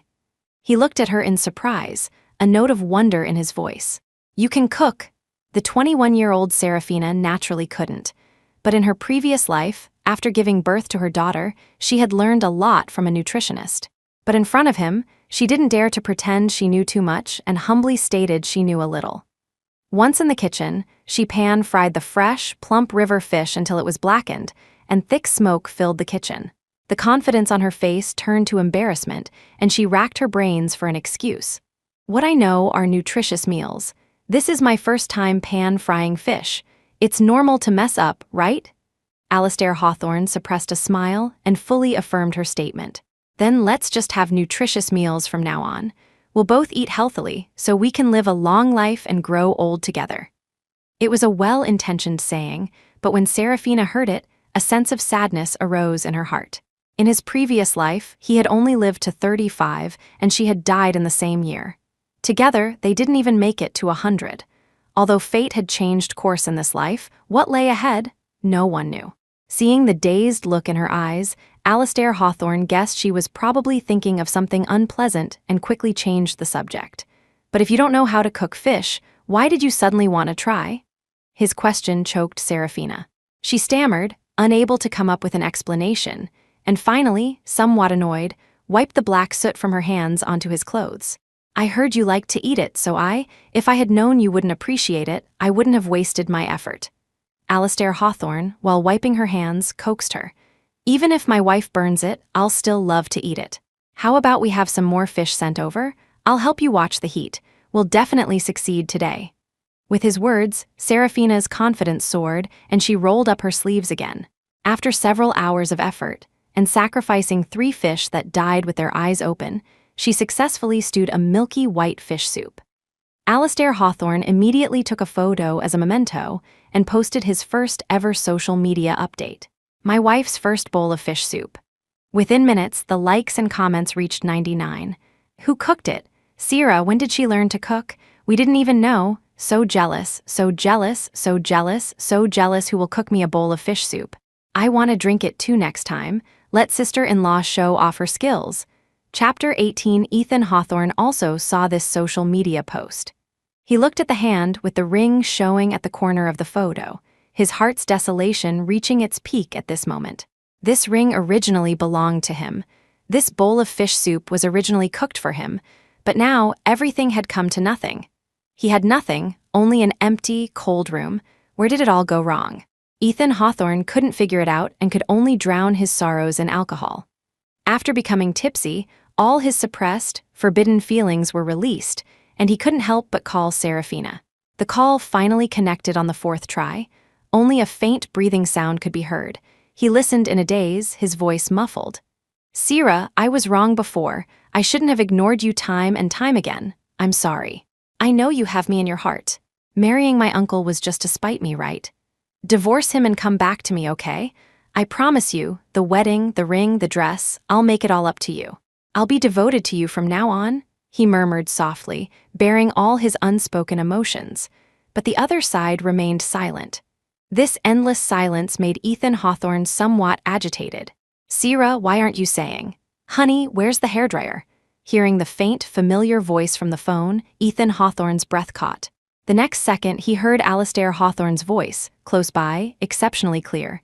"Just a moment, I'll get it for you." After a gentle response, his tone suddenly turned icy. "Ethan Hawthorne, your immediate priority is to give the police an explanation, not to offend your aunt, whom you have repeatedly harmed." Beep. The call was disconnected. Ethan Hawthorne's heart couldn't stop sinking into the darkness of the night.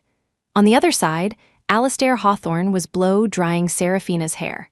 She was applying face cream and casually asked, "Did someone call just now?" Alastair Hawthorne nodded and told her truthfully.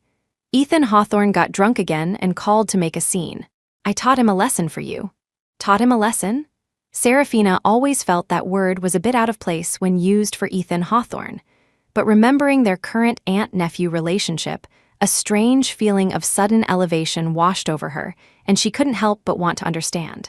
Listening to your tone, it sounds like you often discipline him, but aren't you only 6 years older than him? Seeing the curiosity on her face, Alastair Hawthorne chuckled. When he was in kindergarten, he was too naughty. He deliberately pulled away a chair, causing Grandpa Hawthorne to fall and fracture a bone, hospitalizing him for half a month. I gave him a harsh lesson.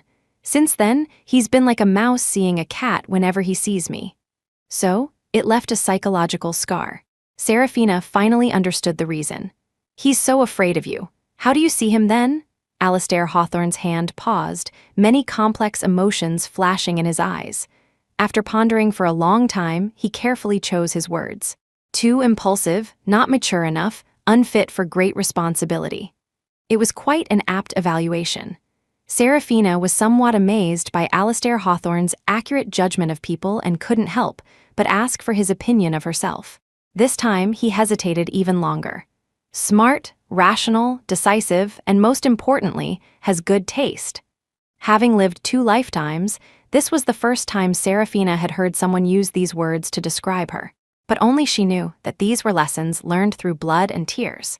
7 years of a marriage filled with cold violence, the tragic death of her daughter, a life spent bedridden, filled with unresolved sorrow. Even though it was all in the distant past, just thinking about it still made Seraphina's heart ache. She leaned against Alastair Hawthorne's chest, listening to his heartbeat, and slowly managed to process and digest those emotions.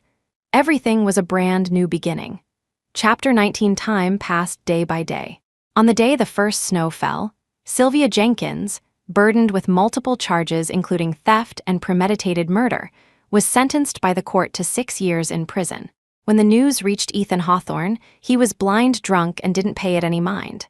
For the past 6 months, he had been immersed in a life of drunken stupor, rarely having a sober moment. No one could persuade him. Every time he got drunk, he would incessantly call out Seraphina's name. His buddies exchanged glances, but no one dared to contact her. To be precise, no one dared to provoke Alastair Hawthorne. After all, the media had several times captured photos of the two of them on their honeymoon abroad, looking like newlyweds, their affection strong.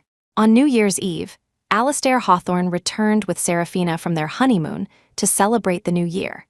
At the Hawthorne family's New Year's Eve banquet, he announced a piece of good news to the entire family with a beaming face. Sierra is pregnant. The doctor said it's twins. Amidst a chorus of congratulations, Ethan Hawthorne lost his composure and dropped his wine glass. The whole family turned to look at him. His face was pale, and he squeezed out the word, "Congratulations," from between his teeth with all his might. Every second became incredibly unbearable. After only 10 minutes, Ethan Hawthorne casually found an excuse and hurriedly left. That night, he didn't sleep, nor did he drink. He sat lost in thought in a corner, reminiscing about the past. The incandescent light illuminated the room. He stared blankly at the things Seraphina had given him in the cabinet. The jar with 999 stars she had folded by hand when she was 10. The model he had spent over half a month assembling when she was 16. The brooch and cufflinks she had designed herself when she was 20. As he looked, Ethan Hawthorne's eyes reddened. Pain spread throughout his body, his entire heart feeling as if it were being squeezed by a hand, making it hard to breathe. He covered his face, tears streaming down through his fingers, soaking his sleeves. From this moment on, he finally understood the meaning of cherishing something only after losing it. Although the babies were only 3 months along, Alastair Hawthorne had already started thinking of names. He drafted about 10 names for boys and girls, complete with nicknames, and showed them to Seraphina. She put down the parenting book she was holding, and with just one glance, one name caught her eye. She picked up that slip of paper, looked at the words Clara on it, and her eyes misted over. "Why did you think of this name?" Although he didn't know why she was sad, Alastair Hawthorne immediately pulled her into his embrace and comforted her gently. "Is it not good? Then we won't use this one. Let's look at the others." Saying this, Alastair Hawthorne was about to take the name and throw it away. Serafina stopped him, pressing the slip of paper close to her heart, a tearful smile on her face. "No, let's use this one. There will definitely be a daughter. We'll call her Clara then." She said it so definitively. Alastair Hawthorne wiped the tears from the corners of her eyes and handed her another slip of paper. "All right, then the other child, shall we call her Stella?" Hearing this, Serafina finally realized something was amiss. Clara Hawthorne was the name of her daughter in her previous life, chosen by Frederick Hawthorne. But hearing the pair of names he had chosen, she was suddenly struck by the realization. It seemed he had chosen the name Clara. She remembered that in her previous life, after her postnatal confinement, she took the baby to the old mansion to see Frederick Hawthorne. Alastair Hawthorne, who had been abroad, happened to have returned. When they met at the door as she was leaving, she greeted him and was about to leave, but he uncharacteristically stopped her. "You came back with the child alone? Where is he?" At that time, Ethan Hawthorne was still drowning his sorrows in alcohol every night over the news of Sylvia Jenkins's marriage, and she wouldn't see him for 10 days to half a month at a time. Her heart ached, but she still had to cover for him. "He's been busy lately. I didn't want to disturb his work, so I came back alone." Even after so many years, Serafina still remembered the look in Alastair Hawthorne's eyes back then. Clouded, obscure, mixed with a hint of hidden pain. She couldn't understand it at the time. Thinking back now, her feelings were mixed. In her previous life, she possessed the reckless courage of not turning back until she hit a wall. He, too, had hidden his deepest thoughts flawlessly. Just like that, they had missed each other for many years. Chapter 27 months later, Serafina gave birth to a pair of daughters. She and Alastair Hawthorne agreed. The elder daughter, Clara Hawthorne, would inherit the Hawthorne family business in the future, and the younger daughter, Stella Miller, would inherit the Miller family business. During the months of her pregnancy, he accompanied her while also managing to complete half a year's worth of work in advance. So after the children were born, he had plenty of time to help care for them. Coupled with a leaner Miller's assistance, Serafina enjoyed a leisurely life.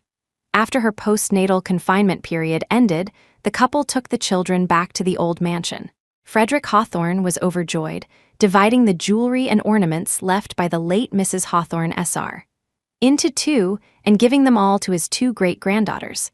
Other Hawthorne family elders all prepared lavish gifts. Charles and Diana Hawthorne even transferred ownership of their private amusement park, saying it was a meeting gift for their nieces. Serafina remembered that this amusement park had originally been in Ethan Hawthorne's name. She subconsciously glanced at him, only then noticing that after a few months of not seeing him, he had become so haggard he was almost unrecognizable. Perhaps sensing her gaze, Ethan Hawthorne looked up, his bloodshot eyes flickering a few times before he looked away. Alastair Hawthorne followed her gaze and frowned slightly. In the year he had been married to Serafina, he had rarely inquired about Ethan Hawthorne's affairs, but had occasionally heard news. Although Alastair Hawthorne disliked his dissolute nature, he was, after all, his elder brother's biological son. Moreover, he was the head of the Hawthorne family. Both emotionally and rationally, he couldn't just watch Ethan Hawthorne continue to degenerate like this. So after the family banquet ended, Alastair Hawthorne called him into the study. It's unknown what was said, but when he came out, his complexion was much better, and there was a spirit in his eyes. Seeing him pull himself together, Frederick Hawthorne, Charles, and Diana Hawthorne all felt their worried hearts settle. On the way home, Serafina couldn't help but satisfy her curiosity. "Honey, what did you talk about in the study?" Alastair Hawthorne tucked the children's small blanket in and took her hand in his. "I gave him the Reborn project." "Just like that? Just like that?" Seeing the confusion on Serafina's face, Alastair Hawthorne patiently explained to her. "The reason he's been drinking all day is simply that he's lived a life of luxury for too long, and is too deeply mired in romantic affairs to extricate himself. Give him something to do, keep him busy, and he won't have time for idle thoughts. It's to prevent him from drinking himself into trouble one day and worrying big brother and sister-in-law." Winter passed and spring came, year after year. The two little children slowly grew up, learning to babble daddy and mommy. Since getting married, Alastair Hawthorne, known as a workaholic, began living a 9-to-5 life, getting off work on time. The first thing he did after work every day was to buy various desserts and toys as instructed by Serafina, bringing along a bouquet of flowers. Before he even entered the door, the two little ones would hear his footsteps and flock around him, calling "Daddy, Daddy" incessantly. The president, who was decisive and efficient in the business world, couldn't cope with his daughter's siege at all. Sometimes he would be holding the elder sister for a swing, sometimes playing with the younger sister on a toy train, without a moment's rest. Serafina, on the other hand, would leisurely lie on the sofa eating fruit, watching him so busy he couldn't touch the ground, laughing so hard she couldn't close her mouth. After being tormented like this for 4 or 5 years, Alastair Hawthorne couldn't take it anymore and sent the children to kindergarten as soon as they reached the age. On the first day of school, after waving goodbye, once the two little girls' figures disappeared behind the door, he let out a long sigh of relief and led Serafina away. Seeing him so impatient, she tutted twice and teased him with a smile. I wonder who it was back then who said having 2 daughters was great, wanted to be with them every moment as they grew up, and even said he wanted to open a kindergarten at home. It's only been a few years, and you can't stand it anymore. Chapter 21, Alastair Hawthorne pressed his temples, deeply regretting his past ignorance and naivety. Neither of us has such a lively personality. How come both children are more boisterous than the other? On this matter, Serafina had a lot to say. She looked at him steadily, her tone earnest. Isn't it because you spoil them too much? If I say even a little something, you're there smoothing things over. How could they possibly quiet down? The way I see it, you just brought this on yourself. Having been lectured, Alastair Hawthorne dared not say a word. Seeing him silently taking the criticism, the driver, Uncle Leo, burst out laughing. Mrs. Hawthorne, ever since you married Mr. Hawthorne, his status at home has been declining day by day. Who would have thought that the man who used to wear a stern face for everyone would now become such a doting father? Alastair Hawthorne shook his head with a helpless expression, unable to refute. Serafina covered her mouth and giggled, her eyes crinkling with amusement. Uncle Leo, don't look at his gloomy face now. He's actually enjoying it immensely. That's for sure, Mrs. Hawthorne. You don't know, the employees at the company are very grateful to you. They say that after Mr. Hawthorne got married, he understood the importance of family, so everyone doesn't have to work overtime anymore. They follow Mr. Hawthorne and leave on time. If that's the case, then Uncle Leo, please pull over to the side of the road and clock off too. The boss had spoken, so Uncle Leo didn't dally. He quickly parked the car and handed over the keys. Alastair Hawthorne got into the driver's seat and entered an address into the display screen. Serafina didn't know what he was up to this time and casually asked, "Why are we going to Falcon Ridge Mountain?" "A date, of course. The weather is so nice. I heard a hot spring resort opened there.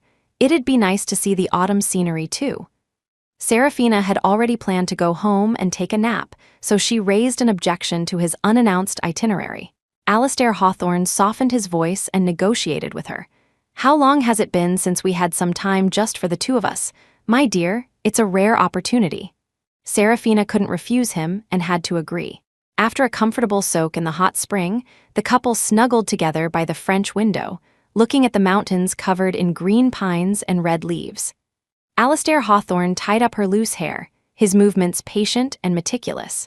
Looking at those gentle eyes so close to her, Serafina suddenly felt a sense of unreality. Could a life of harmonious and beautiful bliss, like a perfectly tuned zither and lute, also appear in her life? After being stared at for a while, Alastair Hawthorne playfully tapped her nose. "What's wrong? Daydreaming again?" After pondering for a long time, Serafina asked him a question. "Back then, if I hadn't married you, if I hadn't married into the Hawthorne family, would you have married someone else?" "No," he answered so decisively that Serafina was somewhat surprised. "Why? Why?" Alastair Hawthorne put his arm around her shoulder, leaning back against the chair, his deep, dark eyes gazing into the distance. "If it weren't for the marriage alliance, I wouldn't have had any thoughts of getting married." Serafina knew he was telling the truth, and also knew he wasn't telling the whole truth. For example, in the first sentence, he had omitted the phrase "with you" between "not" and "for the marriage alliance." Besides her, he would not marry anyone. In her previous life, Serafina already knew the answer, so she believed it without a doubt. But in this life, they had been married for so many years, their children were already so big, yet he still kept the fact that he had a secret crush on her hidden so perfectly. Serafina somewhat admired his self-control. Chapter 22. On the day of their twin daughter's 6th birthday, Frederick Hawthorne planned to hold a birthday banquet for them. Serafina specially requested 2 days off from school for them, and the family of 4 went to the old mansion a day in advance. Just as the banquet was about to begin, the cake that had been ordered several days prior had still not arrived. Alastair Hawthorne wanted to drive to the shop to inquire, but Serafina refused to let him go out, preferring to have the servants make 2 cakes on the spot. But he knew the children had been looking forward to this castle cake for a long time and didn't want to disappoint them. Frederick Hawthorne doted on his great-granddaughters and also told him to go quickly and return soon, but Serafina still wouldn't agree. Alastair Hawthorne wanted to persuade her, but seeing her slightly trembling hands and the nervousness in her eyes, his heart softened, and he put down the keys. "It's a happy birthday, what's wrong? If you don't want me to go, then I won't. Be happy, okay?" Only then did Serafina gradually calm down, but she still refused to let go of his hand. Because she clearly remembered that in her previous life, Alastair Hawthorne had a car accident on their children's 6th birthday. In this life, although the course of the story had changed, she dared not take any chances. She had already experienced the pain of losing her dearest loved one once. So this time, no matter what, she had to keep him by her side. When they learned the castle cake couldn't be delivered, the 2 little girls pouted, holding hands and swinging on the swing in the garden, sighing repeatedly. Ethan Hawthorne, who had just returned, saw them, a gentle smile appearing on his face. He walked over to them with a carefully prepared gift, just about to give them a surprise, when he heard the 2 little girls muttering, "Why won't Mommy let Daddy go get us the cake?" "I don't know either, but if Mommy doesn't allow it, Daddy will definitely listen to her." "Forget it, we'll just have Daddy buy a new one next year. By then we'll be a year older, and the castle will definitely be prettier and bigger." Hearing this, Ethan Hawthorne's heart stirred. "What cake?" When the 2 little girls saw him, they both rushed into his arms, calling him Big Brother incessantly, and then told him about the cake in their sweet, childish voices. Ethan Hawthorne nodded, handed them the gifts, and patted their heads. "Then you 2 be good and wait at home for a while. Big Brother will go get the cake for you." However, the little girls didn't agree immediately, instead holding his hands, one on each side. "No need, Big Brother. Mommy said we'll just eat a regular cake today. If she finds out, she'll definitely be angry." "Yeah, Big Brother, if you go now, you won't make it back for us to blow out the candles, and then there won't be enough cake." Looking at their mischievous and clever expressions, for a moment, Ethan Hawthorne thought he was seeing 2 Seraphinas standing before him. The image of her as a child, following him and constantly calling Ethan, Big Brother, was still unforgettable to him. Unfortunately, everything could not go back. He closed his eyes, hiding the emotions within, and forced a smile again. "It's okay, just don't tell Mommy. Big Brother will go get the cake for you. You have to remember to secretly save a piece of birthday cake for Big Brother, okay?" After the 3 of them made a pinky promise, Ethan Hawthorne took the keys and left. Before leaving, he inexplicably glanced back and saw Serafina leading the 2 children back into the living room. She still looked as she did when she was 20. Time seemed to have left no trace on her. But Ethan Hawthorne knew everything was different. She no longer belonged to him. Only after her figure disappeared behind the door did Ethan Hawthorne dejectedly get into the car. The weather today was somewhat gloomy. He watched the distance on the navigation slowly short, waiting for the traffic light. When he looked up again, a very dilapidated car suddenly drove up from the right lane and stopped beside him, rolling down the window. He subconsciously turned his head, and upon seeing that gaunt, emaciated face, his gaze suddenly froze. Chapter 23. The next second, a powerful force slammed into him, and window fragments flew everywhere. Blood gushed out like a spring. What spread faster than the excruciating pain was an endless bewilderment and pallor. Before losing consciousness, Ethan Hawthorne, with his last ounce of strength, tore off the necklace he wore around his neck. The car's shattered infotainment screen was still softly playing a song. "I once had you, it truly breaks my heart." Serafina learned about Ethan Hawthorne's car accident 8 hours after it occurred. That night, their family was still staying at the old mansion. The 2 girls were already asleep, still murmuring in their dreams about saving a piece of cake. The couple thought they were still thinking about the castle cake, and were discussing reordering one for tomorrow when Alastair Hawthorne received a call. His smiling face instantly turned serious, and he quickly threw on his clothes. "Big brother said Ethan was in a car accident. I'm going to the hospital to check on the situation. Sierra, you stay home with the children and Dad. Don't spread this matter for now." Serafina was also shocked by this news.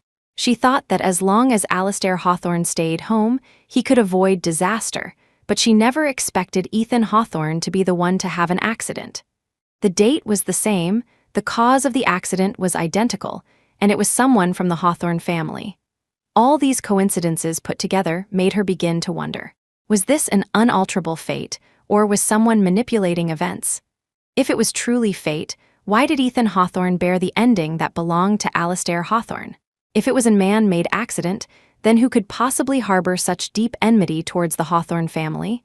Serafina thought all night but still had no clue. At dawn, she received a text message from Alastair Hawthorne. Resuscitation failed. Just 4 simple words, but Serafina clearly understood their meaning. She clenched her hands tightly and closed her eyes. Her heart, which had been in turmoil all night, suddenly plummeted into an abyss at this moment. So many years had passed. She had actually let go of past grievances.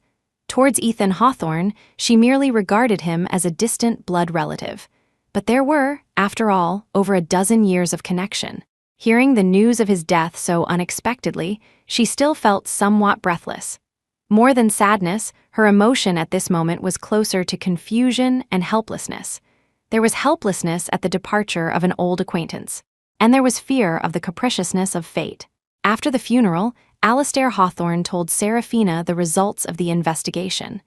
The police say it was premeditated murder, but currently there's no information on the perpetrator. The car had no license plate. The police said it was probably stolen from a junkyard. They're still investigating. From the time of the accident until the doctor announced resuscitation failed, Ethan was clutching a necklace. We don't know if it was left by the murderer or if it has some other meaning. Hearing this, Serafina frowned slightly. Necklace? What necklace? Alastair Hawthorne took out a photo taken at the hospital and handed it to her. With just one glance, Serafina recognized the blood-stained necklace. It was the coming-of-age gift Ethan Hawthorne had given her. The day before her wedding to Alastair Hawthorne, she had torn off the necklace and returned it to him. She hadn't expected that after all this time, he would still have kept it. For a moment, emotions surged within her. Besides this, a thought kept flashing in her mind. But what exactly it was, she had no clue for the time being. Chapter 24, after Ethan Hawthorne passed away, Alastair Hawthorne made sure to take the children back to the old mansion every week to spend more time with Frederick Hawthorne. Everyone tacitly avoided mentioning his name. And in the eyes of the 2 little girls, Ethan Hawthorne had simply gone to a very, very distant place, and they didn't know when he would return. Every time Alastair Hawthorne bought a cake, they would always save a piece in the refrigerator. Time slowly diluted the atmosphere of grief in the family. The 2 little girls grew naughtier as they got older, turning the house upside down if left unattended for a moment. Serafina had just woken up from her afternoon nap when she saw them furtively hiding in a corner, rummaging through something. Just as she was about to walk over and scare them, the 2 ran over, waving a few sheets of paper. "Mommy, who is Star?" Serafina paused, only then noticing that the items in their hands looked very familiar. They were Alastair Hawthorne's hidden love letters. Married for 7 years, she had searched the entire bedroom and couldn't find them, yet the 2 children had managed to. Serafina was truly at a loss whether to laugh or cry. She put the items in a box and stored them away, then whispered a few words to them. When Alastair Hawthorne returned, the 2 little girls excitedly ran up and surrounded him. "Daddy, who is Star? Why did you write her so many letters?" Seeing the items in their hands, Alastair Hawthorne's eyelids twitched. Just as he was about to take them, he heard Serafina cough. She leaned against the railing on the 2nd floor, her eyes curved in a smile, like a cunning fox. Just by looking at her expression, he knew she had definitely read the letters. When the secrets hidden in his heart for over a dozen years were laid bare, he actually felt a sense of relief. The nanny took the children out to play. He took the letters and walked over to Serafina. Before he could speak, she preemptively cleared her name. "It was your precious daughters who found them, It has nothing to do with me. Alastair Hawthorne pulled her into his arms, inhaling the fresh scent of her hair, and chuckled softly. They were originally written for my star. How can you say it has nothing to do with you? After acting for so long, she finally heard some truth. Seraphina raised her hand and pinched his ear. Fess up, when did this happen? Why didn't you tell me when we got married? In front of her, Alastair Hawthorne could only surrender. The love letters were written when you were 17. My liking for you started when I was 13. Do you remember that year we both had the flu? My parents were busy with work every day, so they entrusted me to your mother's care. We stayed in a conjoined hospital room. Your illness was milder, and you recovered quickly. Every day, you would bring me medicine and candy, but because you were afraid of me, you wouldn't dare say a word. You wouldn't dare wake me when I was asleep, just sitting by my bedside for an hour. The medicine would get cold, and you would fall asleep too. When I woke you up, the first thing you did was take away the medicine bowl, saying cold medicine wasn't good, and ran out to ask someone to heat it for me. I have a cold personality, and my older siblings are much older than me. Those around my age are from a different generation, and everyone is afraid of me. So, I've been alone since I was little. Only you, every time you saw me, would greet me politely. During holidays, when you gave Ethan gifts, you would also have him bring one for me. Although you are kind-hearted and polite, I remembered it for many years and never forgot. It's just that I knew you didn't like me, and I was so much older than you, so I buried these things in my heart. Fortunately, I finally have the chance to tell you now. Too much time had passed. Seraphina actually couldn't remember the things Alastair Hawthorne spoke of clearly. But seeing his eyes as bright as stars when he spoke of these past events, she couldn't stop the urge to cry. So, while she was trying to reach for the stars, in someone else's eyes, she had also been a guiding star that illuminated their life. She wiped her tears on his clothes and sobbed. So, every Christmas, the Santa Claus who left gifts on my windowsill was you? It was me. The dress I wore on my 18th birthday. Was that also something you slipped in with Alastair Hawthorne's gifts? You guessed that too. The day you heard I was going to marry you, were you so happy you couldn't find your bearings? It was north, south, east, and west. I couldn't find any of them. Chapter 25, The winter wind was biting and desolate. Seraphina stood alone on the empty rooftop, her mind in a daze. She didn't know why she was here, much less why, in the blink of an eye, she saw the three people she least wanted to see. Sylvia Jenkins, holding a little boy's hand with her left, her right hand tucked into Alastair Hawthorne's pocket, walked up to her arrogantly. "Where's your precious daughter? Where's your precious daughter?" This sentence, like a nightmare, swirled in Seraphina's mind. She looked around frantically, searching for any trace of her daughter, but there was no one in sight. Looking up again, she saw a cold, gleaming silver necklace that stung her eyes. She couldn't help but close her eyes. When she opened them again, she was pulled out of the dream and back to reality. The sky outside was faintly lit. The small night light on the bedside table illuminated the calendar. Today was December 7th. On the same day in her previous life, kidnappers had abducted her daughter and pushed her from a rooftop. And she, in the early hours of this day, had dreamed of that scene again. She gasped for breath, trying to wipe the cold sweat from her forehead. As soon as she pulled out her hand, the slight movement woke the soundly sleeping Alastair Hawthorne beside her. He opened his eyes blearily, his voice laced with drowsiness. "Did you have a nightmare?" Seraphina didn't want to worry him and gently shook her head. "It's a bit hot. I'll adjust the air conditioning. Go back to sleep, it's still early." The person beside her pillow hummed in agreement and quickly fell asleep again. But Seraphina couldn't fall asleep for a long time. She replayed the dream in her mind over and over, but memories faded too quickly. By morning, the only thing she remembered was the necklace. Necklace, what did it signify? As Seraphina thought, she unconsciously placed her hand on her neck. She felt nothing. This empty feeling, however, sent a shiver down her spine, reminding her of an old incident. The reason she had returned the necklace to Ethan Hawthorne was because Sylvia Jenkins had taken a fancy to it. Sylvia was so jealous of her life, wanting to snatch everything she possessed, and that must have included the necklace. Ethan Hawthorne had clutched that necklace tightly before he died. Was he trying to tell her that Sylvia Jenkins was the one who killed him? Realizing this, Seraphina shivered. Some things that had puzzled her for a long time became clear at this moment. In her previous life, Sylvia Jenkins was with Ethan Hawthorne. On her path to becoming Mrs. Hawthorne, two major obstacles stood in her way. One was Seraphina and Clara Hawthorne, the other was Alastair Hawthorne. One occupied the status of Ethan Hawthorne's wife and daughter. The other controlled the lifeline of the entire Hawthorne family. So she had acted ruthlessly, staging a car accident and a kidnapping to remove both obstacles. And in this life, because Seraphina had seized the initiative, the course of the story had changed. The 27-year-old Sylvia Jenkins, parents deceased, imprisoned for 6 years, her life in ruins. Having fallen to this state, upon her release from prison, given her personality, she would definitely seek revenge. Now Ethan Hawthorne was dead. Next, it would be her and Alastair Hawthorne and their children, and today just happened to be December 7th. Everything coincided with her previous life, so it was all just a conspiracy. After completely figuring it out, Seraphina quickly shook the person beside her awake, urging him to get up. Alastair Hawthorne, who had just fallen asleep, was dragged to the police station. After the couple found the officer in charge of the car accident case, Seraphina mentioned the necklace. The police quickly used this clue to track Sylvia Jenkins's whereabouts. The couple stayed home with their 2 children for the day, and in the evening, they finally received a call from the police. Mrs. Hawthorne, based on the clue you provided, we successfully apprehended Sylvia Jenkins and her accomplice outside the kindergarten. She has confessed to her crimes. Hearing this result, the great weight on Seraphina's heart instantly vanished. Her 2 innocent daughters, seeing her relaxed expression, finally dared to run into her arms and act spoiled. "Mommy, I'm hungry. I want to eat sweet and sour pork ribs.